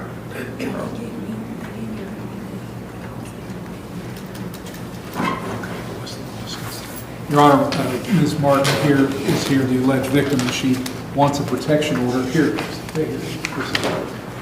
She also says that she thinks that Mr. Martin needs to get into some treatment. Okay. All right.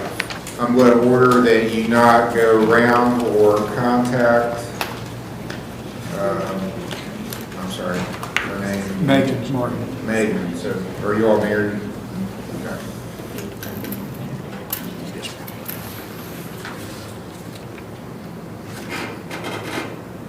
So, Mr. Martin, you're ordered not to go around her, contact her, post things about her.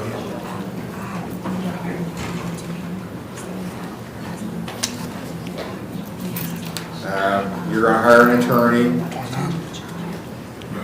If there's substance use issues, it might not be a bad idea to go ahead and start treatment.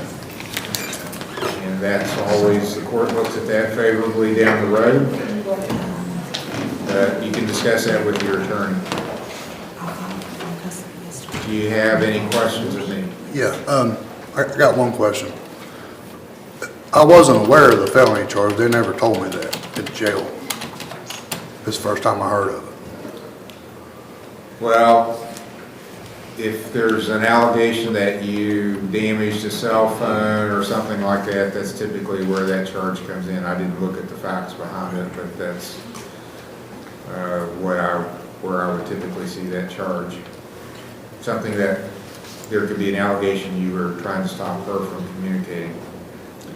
So it may not be true, but they filed that charge. So you need to understand it and face up to it. It may not be true. They may not be able to prove it, but that's the allegation. Any other questions? Okay, be back here October the 11th unless your lawyer tells you they've made arrangements for a different date. Yes, sir. Okay. Thank you. Your Honor, Ms. Martin also wanted a discussion about, they have a child together. Okay. So if there's a person, and they both have a place to live, they don't have to be together. If there's a person who is a common relative or somebody you both trust that could facilitate the, you have somebody in mind? I wouldn't get my sister to do it. Okay. So As long as it's not the grandparents. Your sister or his sister? My sister. Are you okay with that, sir? Her sister can be the go-between. That's fine. With the child, so you can see your child while this is pending. And this, hopefully the no contact, eventually that will go away, but just for now, so there's no allegations of any additional problems or charges filed, we want everything to calm down. But it's okay if I contact her sister? Yes. Okay. Yes. And she can handle you getting to see your child. Yes, sir. Thank you. Okay. October the 11th, 10 o'clock is your next hearing. Okay, that's all. You're free to go. That's something you can arrange for yourself. State of Ohio versus Einer Smith, case number CRA 24621.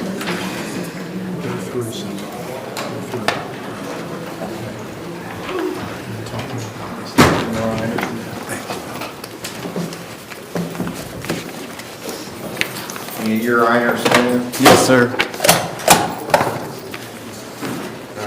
There's a charge filed against you, which you just received a copy of, alleging domestic violence against you. It's alleged that you, on September 24th, in Rome Township, knowingly caused or tried to cause physical harm to Ashley Sloan. And that Ashley is either a member of your household or a member of your family.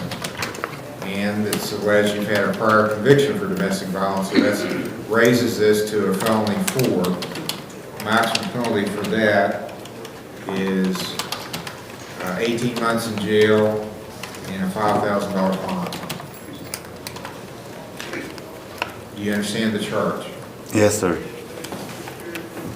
Do you understand your rights? Yes, sir. Do you have the money to hire a lawyer? No, I do not. Are you working? Yes, sir. What are you doing now? I'm a manager at Sheets still. Are you paid by the hour? Yes, sir.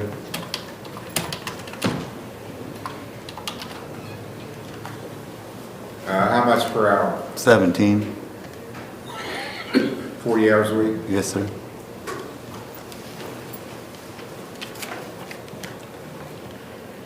So it's about 35 a year gross. Like 33. Okay, do you have children? Yes. How many? I got 3 in total. Okay, and you're supporting them? I pay like payments, child support, stuff like that. Yes, sir. Okay, you're eligible for a court-appointed counsel then.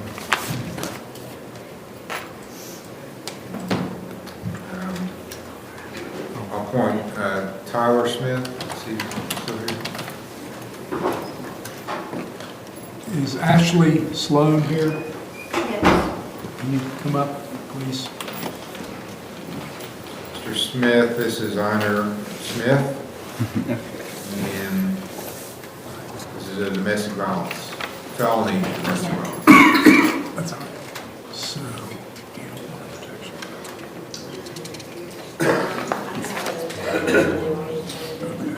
It's in the files of that form. The case number is a CRA case number.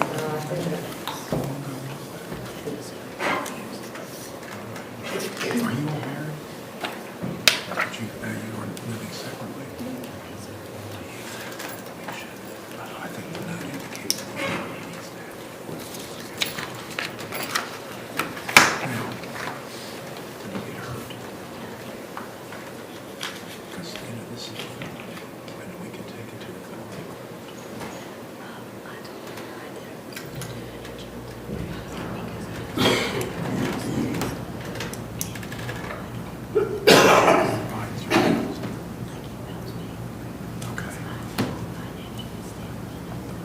Okay. Is he ordered to pay Johnson?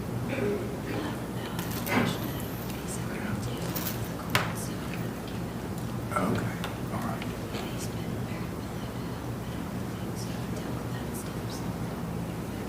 Okay.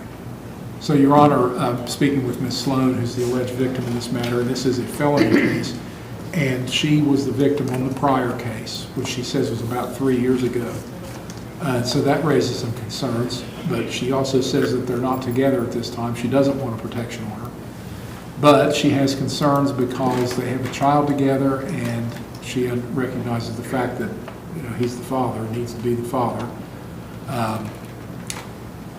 And she believes that he could benefit from mental health counseling. I don't know if there's substance abuse issues or not.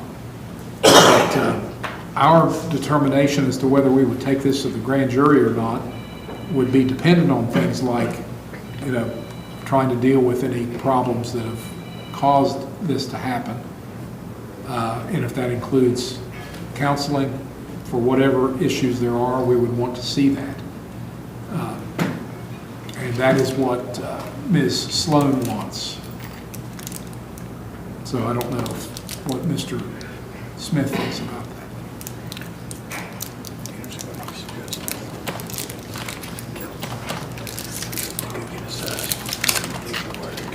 And she also suggested perhaps some family counseling also.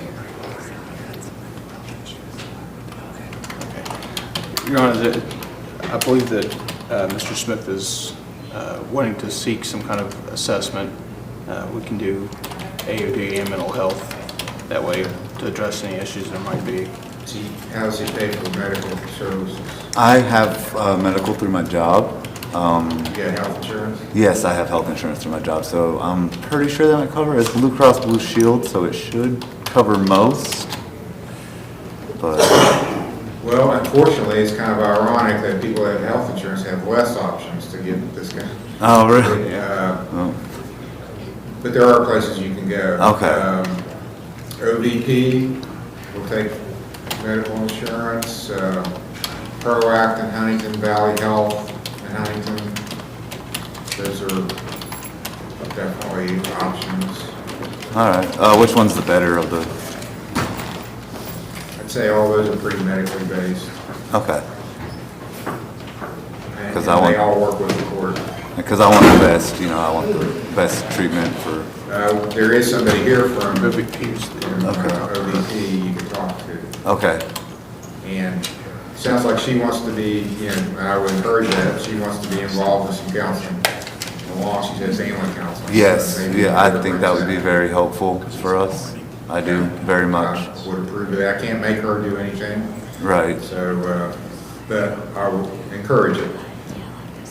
So we've got a bond up, I'll continue. Did I just set something for you, the 15th? 15th, that was when she You want to do that date? Let's do the 15th. And talk to Ms. Dement from OVP and see if we can get something set up. She's at the back. So it'll be preliminary hearing pre-trial, October 15th, that'll be 10 a.m. All right, thank you, sir. You're welcome.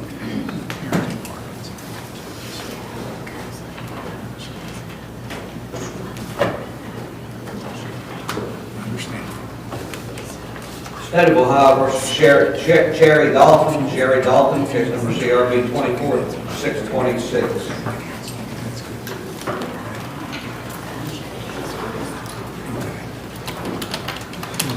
And you're Ms. Dalton? Yes, sir. Okay. Fails bring you a copy of the charge.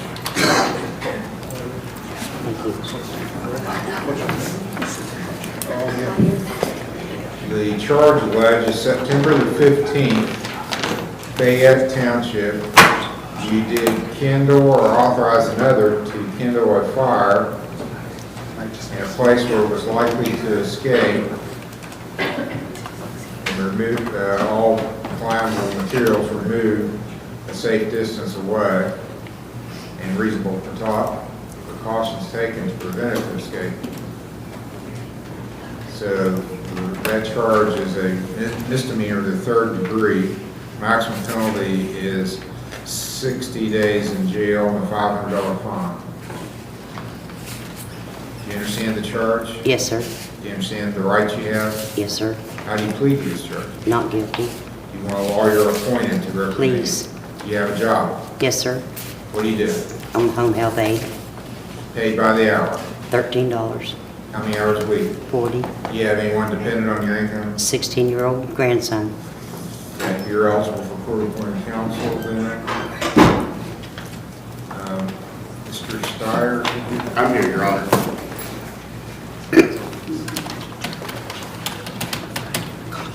Mr. Steyer will be your lawyer, entering a not-guilty plea. Bond, she can sign $1,000 OR bond.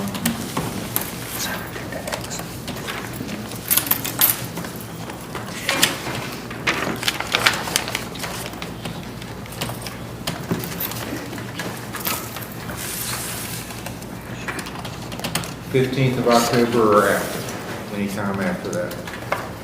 I'm here the 15th, Your Honor. October 15th for pretrial, 10 o'clock.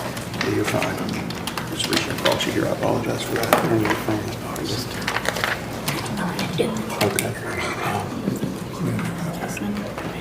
Ready to go to the Lawrence County Jail, Your Honor. Okay. State of Ohio versus Jordan Irby at the Lawrence County Jail, case number CRA 24-618. Edward Ferris is on deck.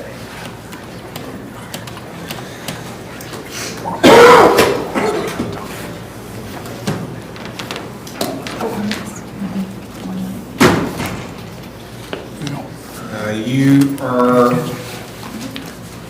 Jordan Irby. It's alleged that in the Boyd County Circuit Court, Boyd County, Kentucky, that there's a warrant for your arrest on a probation violation for burglary and contempt of court.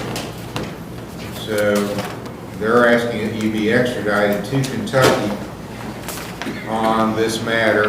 You have a right to have an extradition hearing to determine if you are the person being sought by Kentucky and if I should order you to go to that jurisdiction.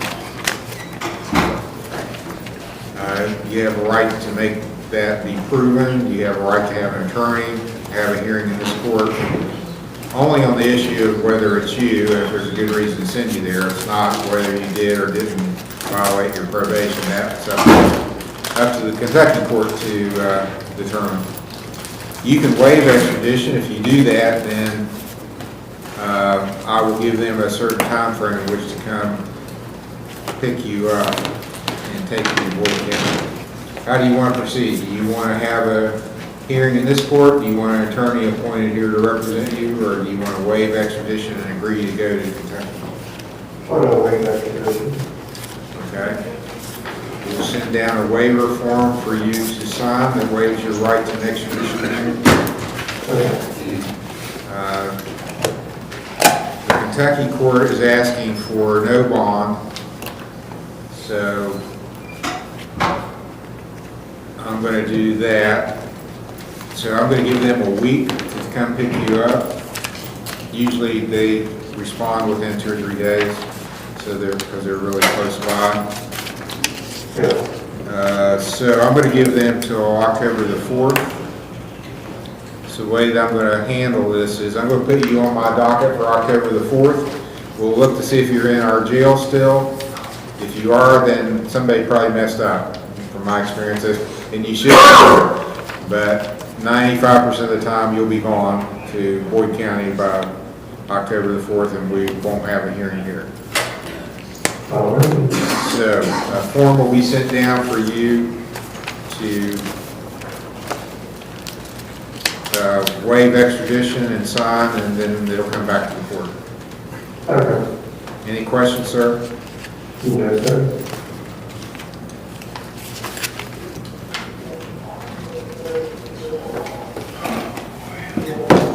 Can you print up and sign the law? Can you print it out? You waive it? I'll get it. Have them bring it out. State of Ohio versus Edward D. Ferris, case number CRB 24537, and Zach Fisher is on deck. This is Mr. Morford's case, and set for a pretrial today.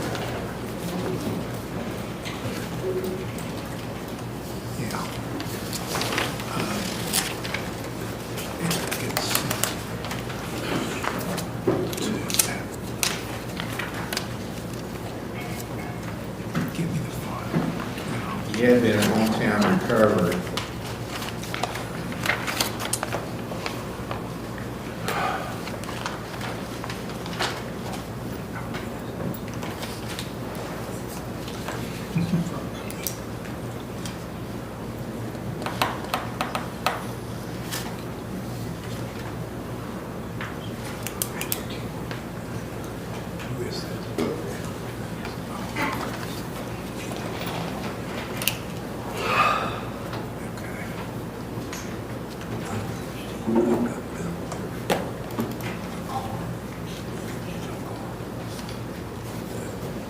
Yeah, well, here's what happened. The car door got damaged during the assault. By his bars that broke a speaker door panel.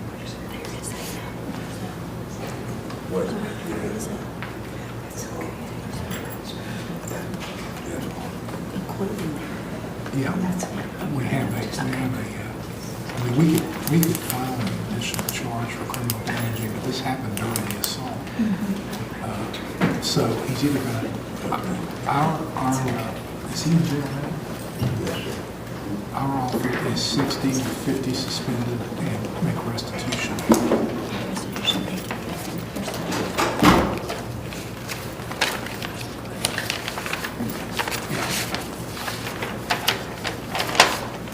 Hey, Butch. Here's the restitution fee.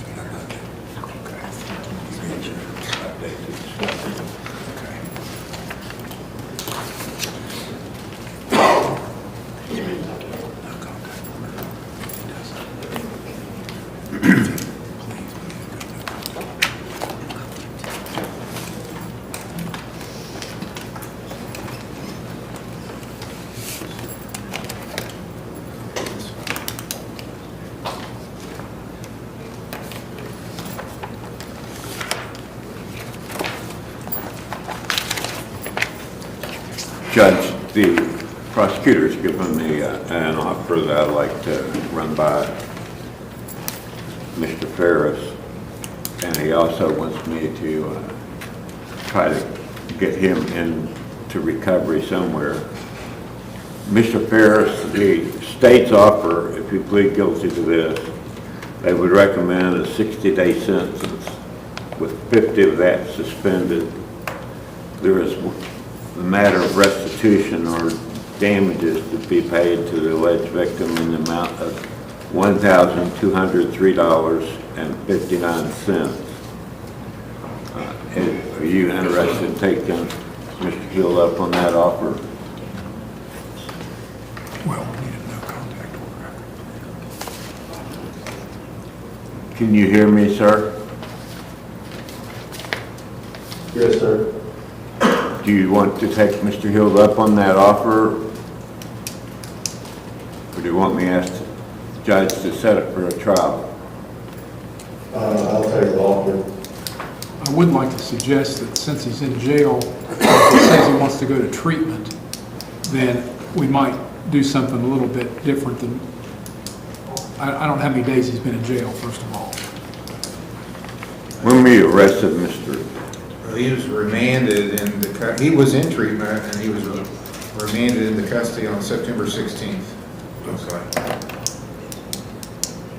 So, all right, well, I guess that, we're in the 15th, you say? So now he's been in jail for 12 days?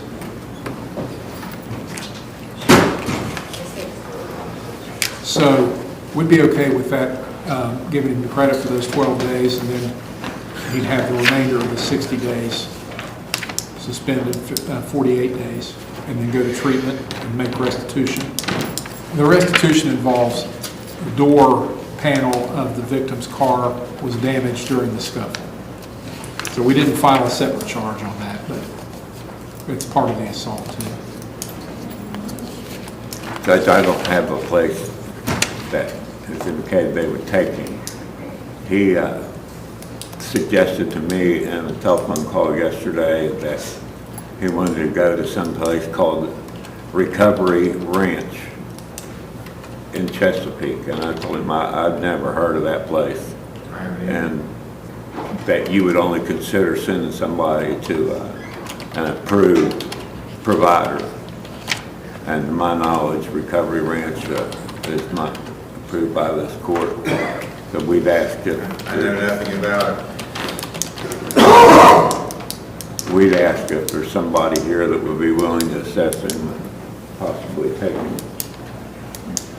I know the hometown won't take him back. I believe that's where he was first.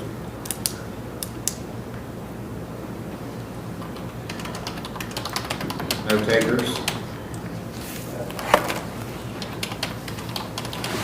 I can't listen or no bit before How about OVP if they get bring in?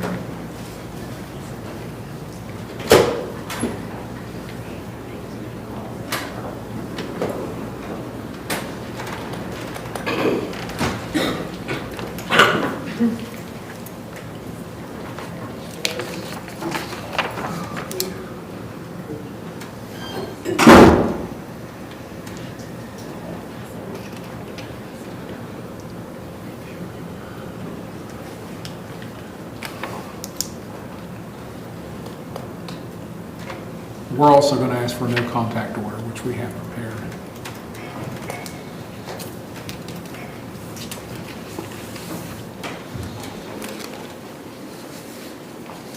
Do you have any mail bids?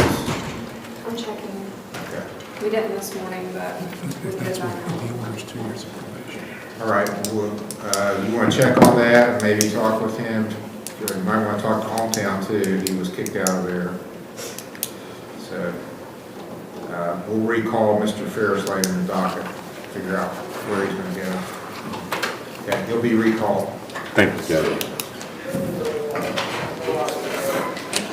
Stable High versus Zachary Fisher, case number CRB 24623 A and D. Belinda Fuller is on deck.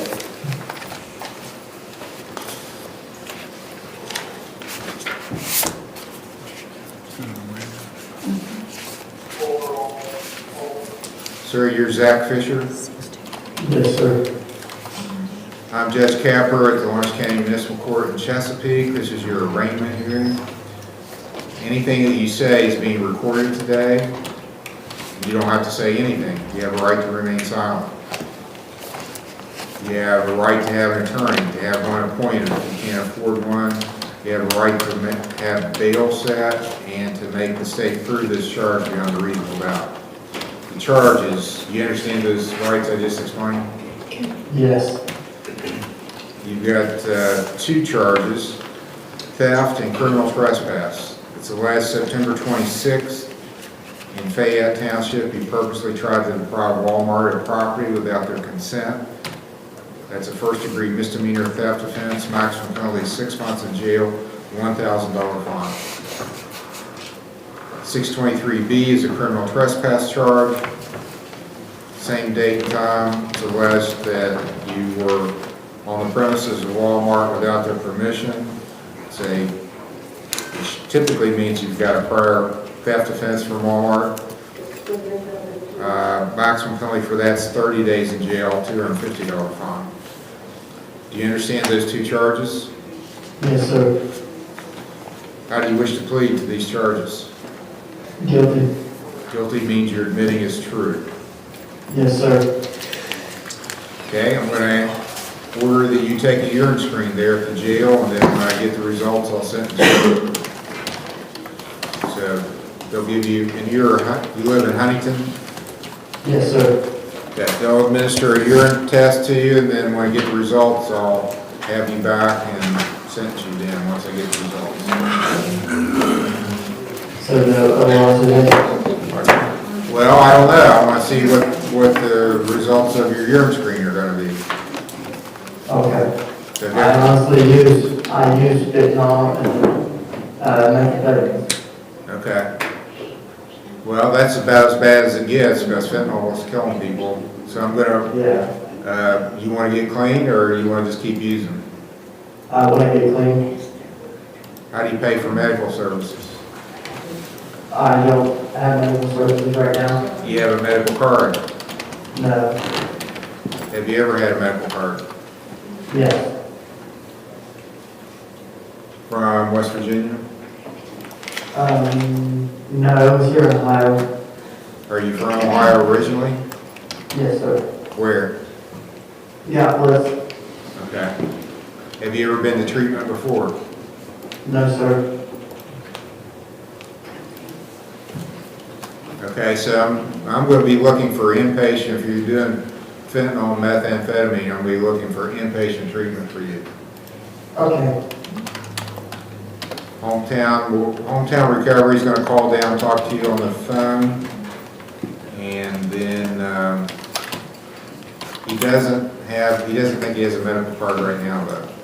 But he's had in the past an Ohio card. You think you can make that work? Give me his phone. Zachary. Zach Fisher, okay, I still have it. Zach Fisher is his name.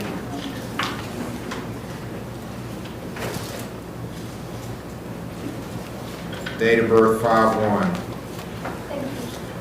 Okay,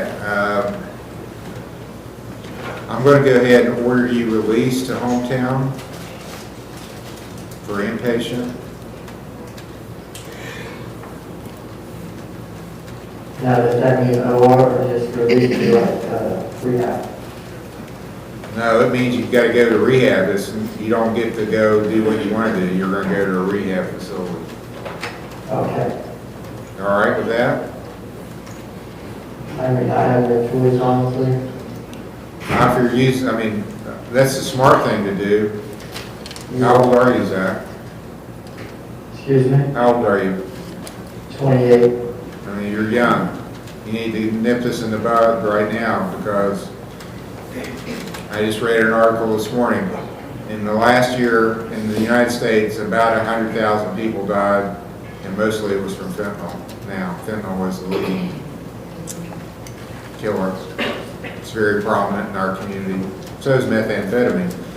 The thing is, the people that are giving you the meth are all, they want to get you hooked on fentanyl because you know what? It's dirt cheap for them to make. It's all business model. They want to get you hooked on it, it's highly addictive, but it also, they don't care if it kills a few people. Well, 100,000 is more than a few. It kills quite a few people, but it gets so many people addicted that it keeps paying them money for the drugs. That's their whole goal. They don't care if you die or not. A few are going to die. You don't want to be one of those people. No. So you got to get off this, and it's not easy. You need help getting off. You agree? You agree with that? You need help getting off of it? Yes. Okay. Well, we're going to send you a place that can help you. And it's going to be, you know, this is going to be something you have to want to do and work at it from now on. Right. Okay. I want to help you with that. So, I'll order you released to hometown for inpatient, and then you're going to come back before me periodically, and I'm going to see how you're doing. Okay. So,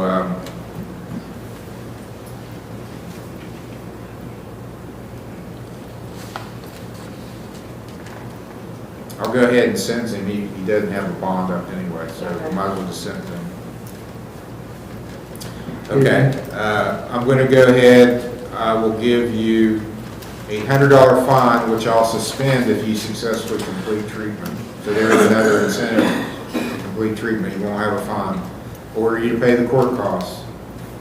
60 days in jail.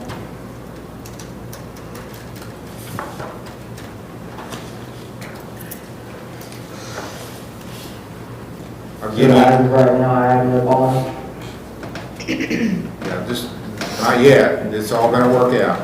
60 days in jail. I'll suspend 59, give you credit for 1 day you've already served.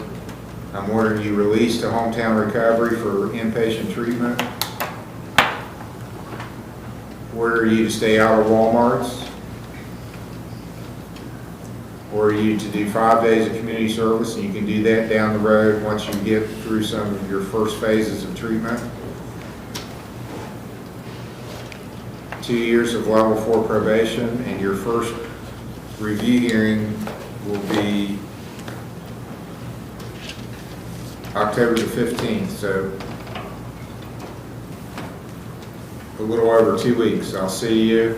If you leave treatment without permission, then I'll issue a warrant for you. Right. What did you say for this review? October 15th.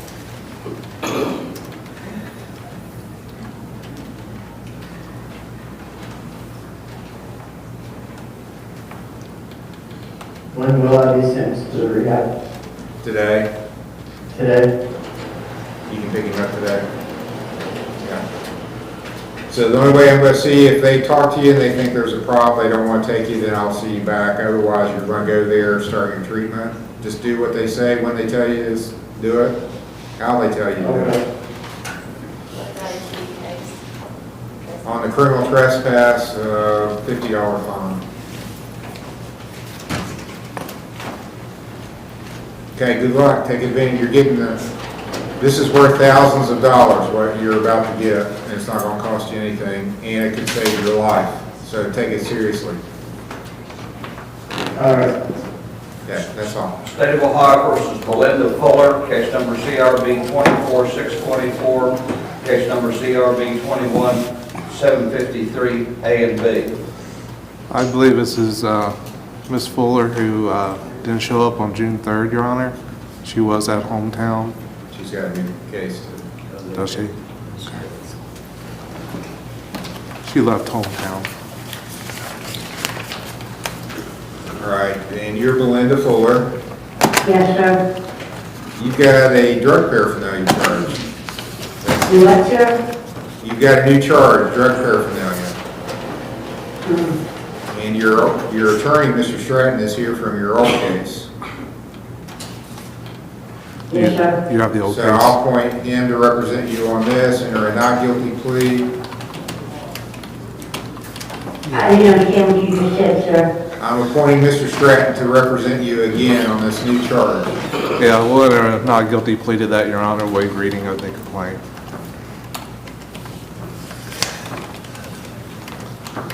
Would the court consider her going back to treatment with an ankle monitor? Yes, Okay, all she right. definitely needs treatment. And she can't do it.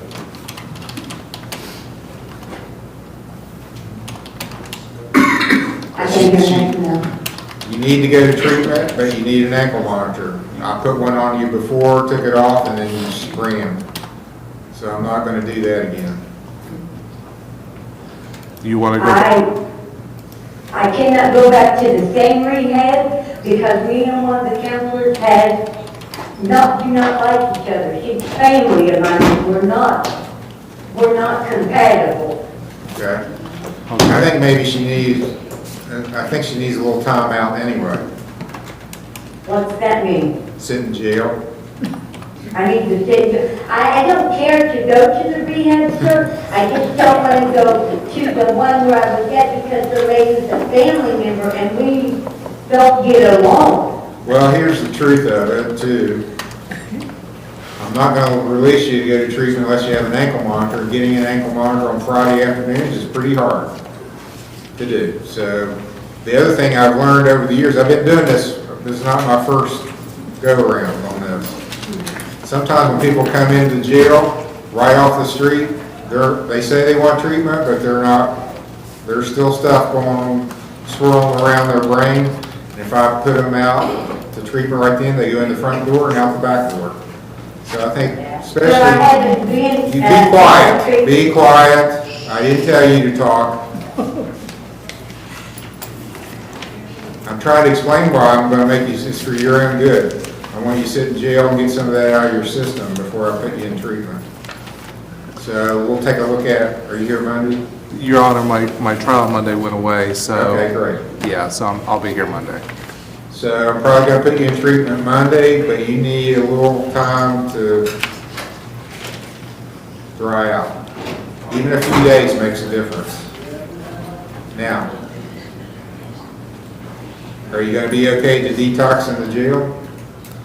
I'm not under no detox at all, sir. I've Okay. not been doing anything to need to detox from. Okay, well, good.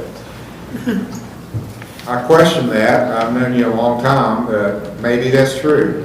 But we'll put you on the docket for Monday, and I think Monday we can probably get you someplace. Who do you want her to speak with? She doesn't want to go to hometown, isn't that where she was before? Yes. Has anybody got female beds that will be willing to consider her?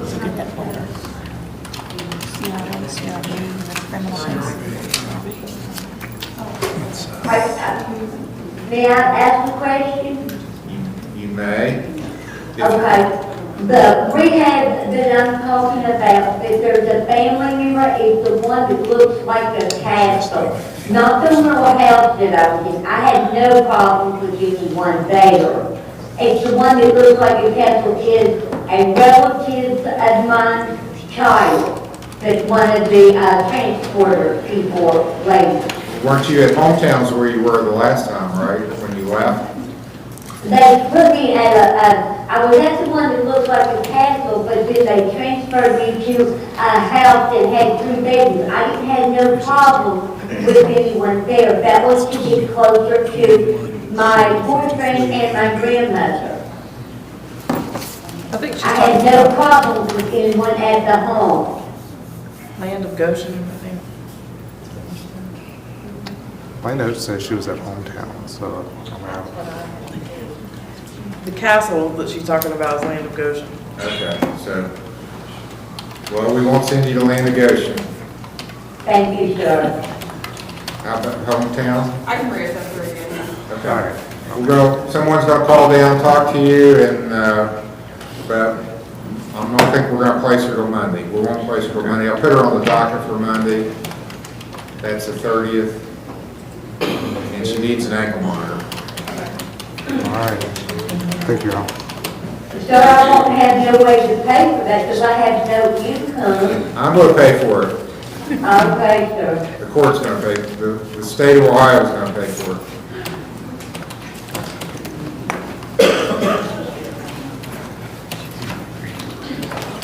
State of Ohio versus Christopher Meade, case number CRB 16887, TRC 164606, CRB 17936A and B, and Edward Turner II is on deck. Your Honor, I think I represent Mr. Meade on some matters that weren't on the docket today, but it sounds like they may have just been called. Yeah, these were old cases, 16 and 17. Looks like there was warrants for failure to appear for review. Or there may be a different Christopher Meade, I don't know. I have a Christopher Meade. There he is. I don't know if you're looking familiar. Yeah, sometimes hard to tell when they're in jail garb, but Looks like Roger. I have a Christopher Meade on October 11th and had him on Monday. This may be a different Christopher Meade.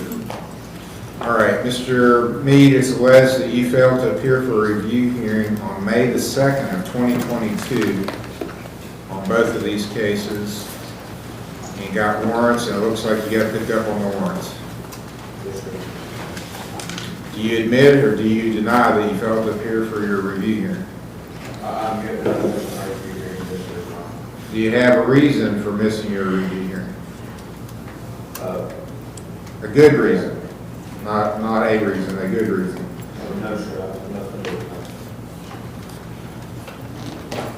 that. Well, what's going on with you? Where are you living? Are you working? What's going on? I'm living Russell Street. I've had an accident since then, Russell Run, but I'm trying to get it up tonight. When was your accident? I'm sorry. When was your accident? A year ago, well, it's been about a year and a half ago, but I broke four bones on my back, four on my head, my elbow, braces shattered on my wrist. I've had a, yeah. It's my fault. Really? What's his name? Well,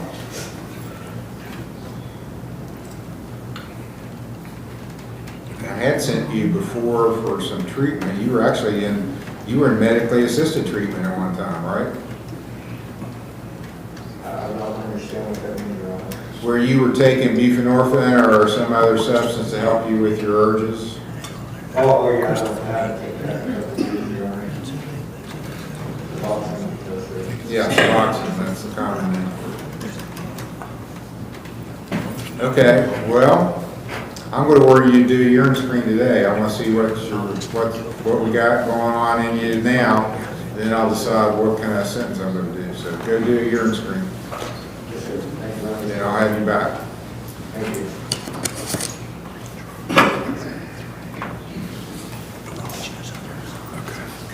State of Ohio versus Edward Turner II, case number CRB 24587, and Matthew Unger is on deck. This is Mr. Steyer's case. This actually is my case, Your Honor. We were before Judge Ballard on Wednesday. Mr. Turner admitted other elements of the alleged intervention in lieu of conviction violation, and Judge Ballard has sent him to STAR. He goes to STAR, I believe, on Monday or Tuesday. on either Monday or Tuesday. Based on what was discussed, I don't know if you were here the day we had this called last week. That might have been Judge Kermeans who was here that day. This is an F4. Yes, it is an F4 domestic violence. The alleged victim is Mr. Turner's brother.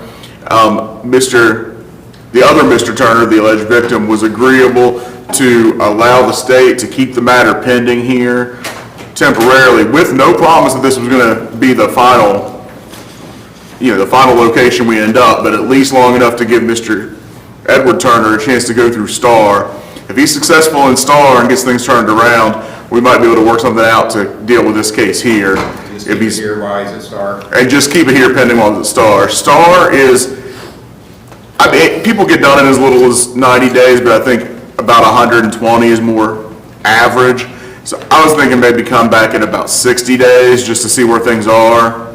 I would anticipate that in 60 days, Mr. Turner will probably still be in STAR, so he wouldn't appear, but we can find out from, make sure he hadn't, as long as he hasn't been Kicked out, we'll know he's, and if he's been kicked out, I can tell you he's probably going to be in custody because I don't think Judge Ballard's going to let him out after that. So I think if we come back in about 60 days, we should be able to at least kind of figure out where things are and then determine from there when the best time to come back again is, if we're going to even be coming back again.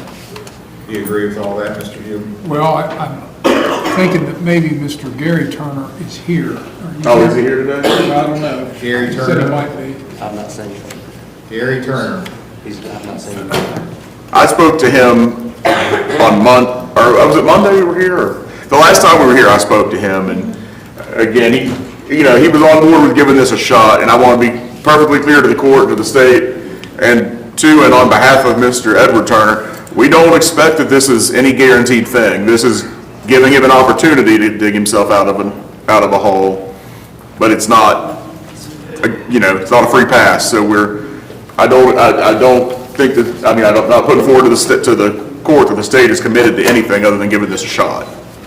And that is partially, that is true. And we had not made a commitment to dismiss the case. It's currently charged as a felony. What we would suggest is maybe a way to resolve it so he doesn't have to keep coming back to court is if he pled guilty, we would amend it to a misdemeanor and give him time served if he pled to the domestic violence and be done with it. My concern there is we had his his intervention in lieu of conviction violation trial on Wednesday. He admitted the other violations, nothing involving this case. So what I don't want to do is get rid of a felony here to trigger a problem with the felony that he's already got.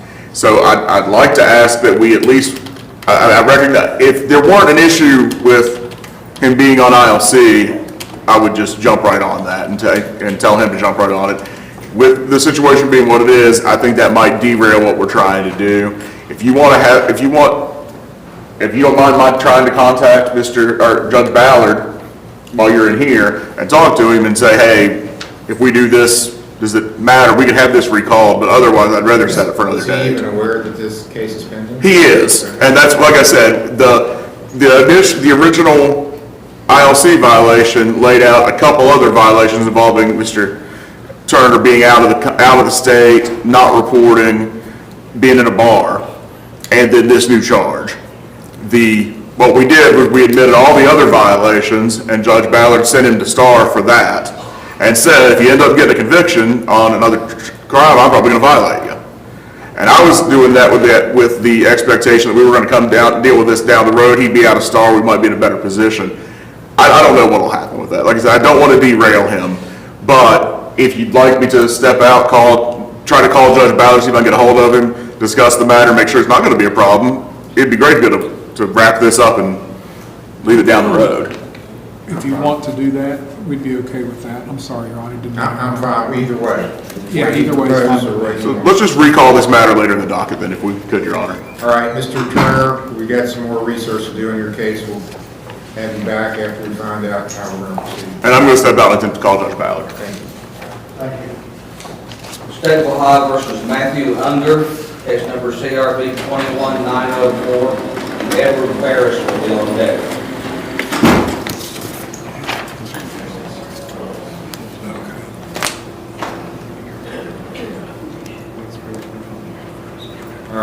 Matthew Unger. We're supposed to be at Bethesda. My notes, August 23rd. Released to Bethesda today from the jail, and then set for a review hearing today. So why are you in the jail now? They just brought me back from Gallia County. Oh, okay. You said at the time you didn't want to do treatment, right? Decided you didn't want to do treatment? Yes. Yeah, I do. I did say, I was already in treatment. I was in a program, and you asked me a question, did I want to go back to Bethesda? I said no, because I was already in treatment, but we need to finish the conversation. Well, now you've had a month to think about it. What do you think now? Yeah, I would like to go to Bethesda. Okay, right answer. Okay, so we're back to, I will order him released. Can you take him, or? I don't have a mail bed right now. How long do you think it'll be? I can check and see. I don't think we have anybody graduate until mid next month. Okay. Anyone else got mail beds? I know TCC has mail beds, and they are assessing the guy that's up next, because we don't have any mail beds either. Okay. Your Honor, I checked for somebody earlier, and Michael Vaughn said Southern Hope has mail beds.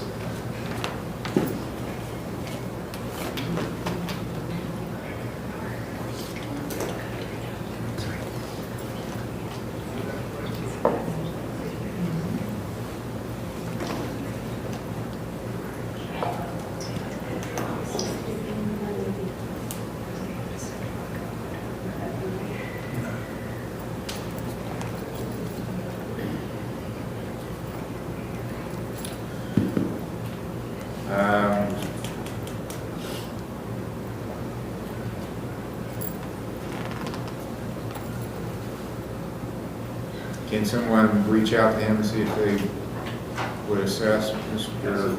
Unger?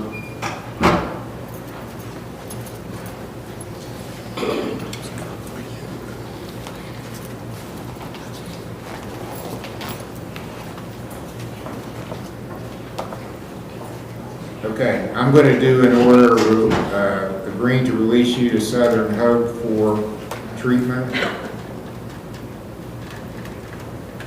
And it's my understanding they have a bed and will take you, but we're going to check into that. If they won't, then I'll have you back out and we'll go a different direction.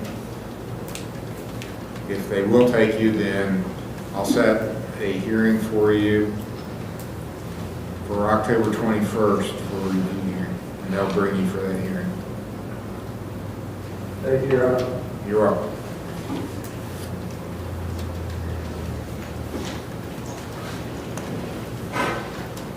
State of Ohio versus Edward D. Ferris, case number CRB 24-537 on a recall.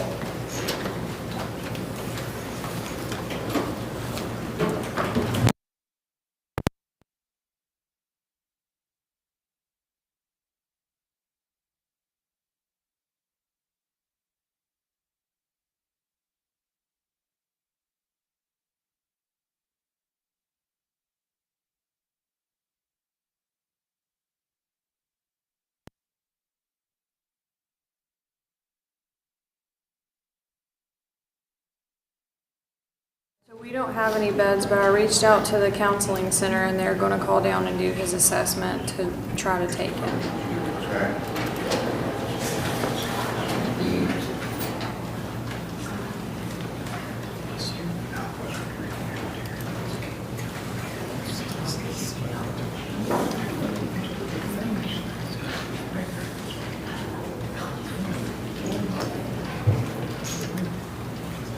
So I guess we'll have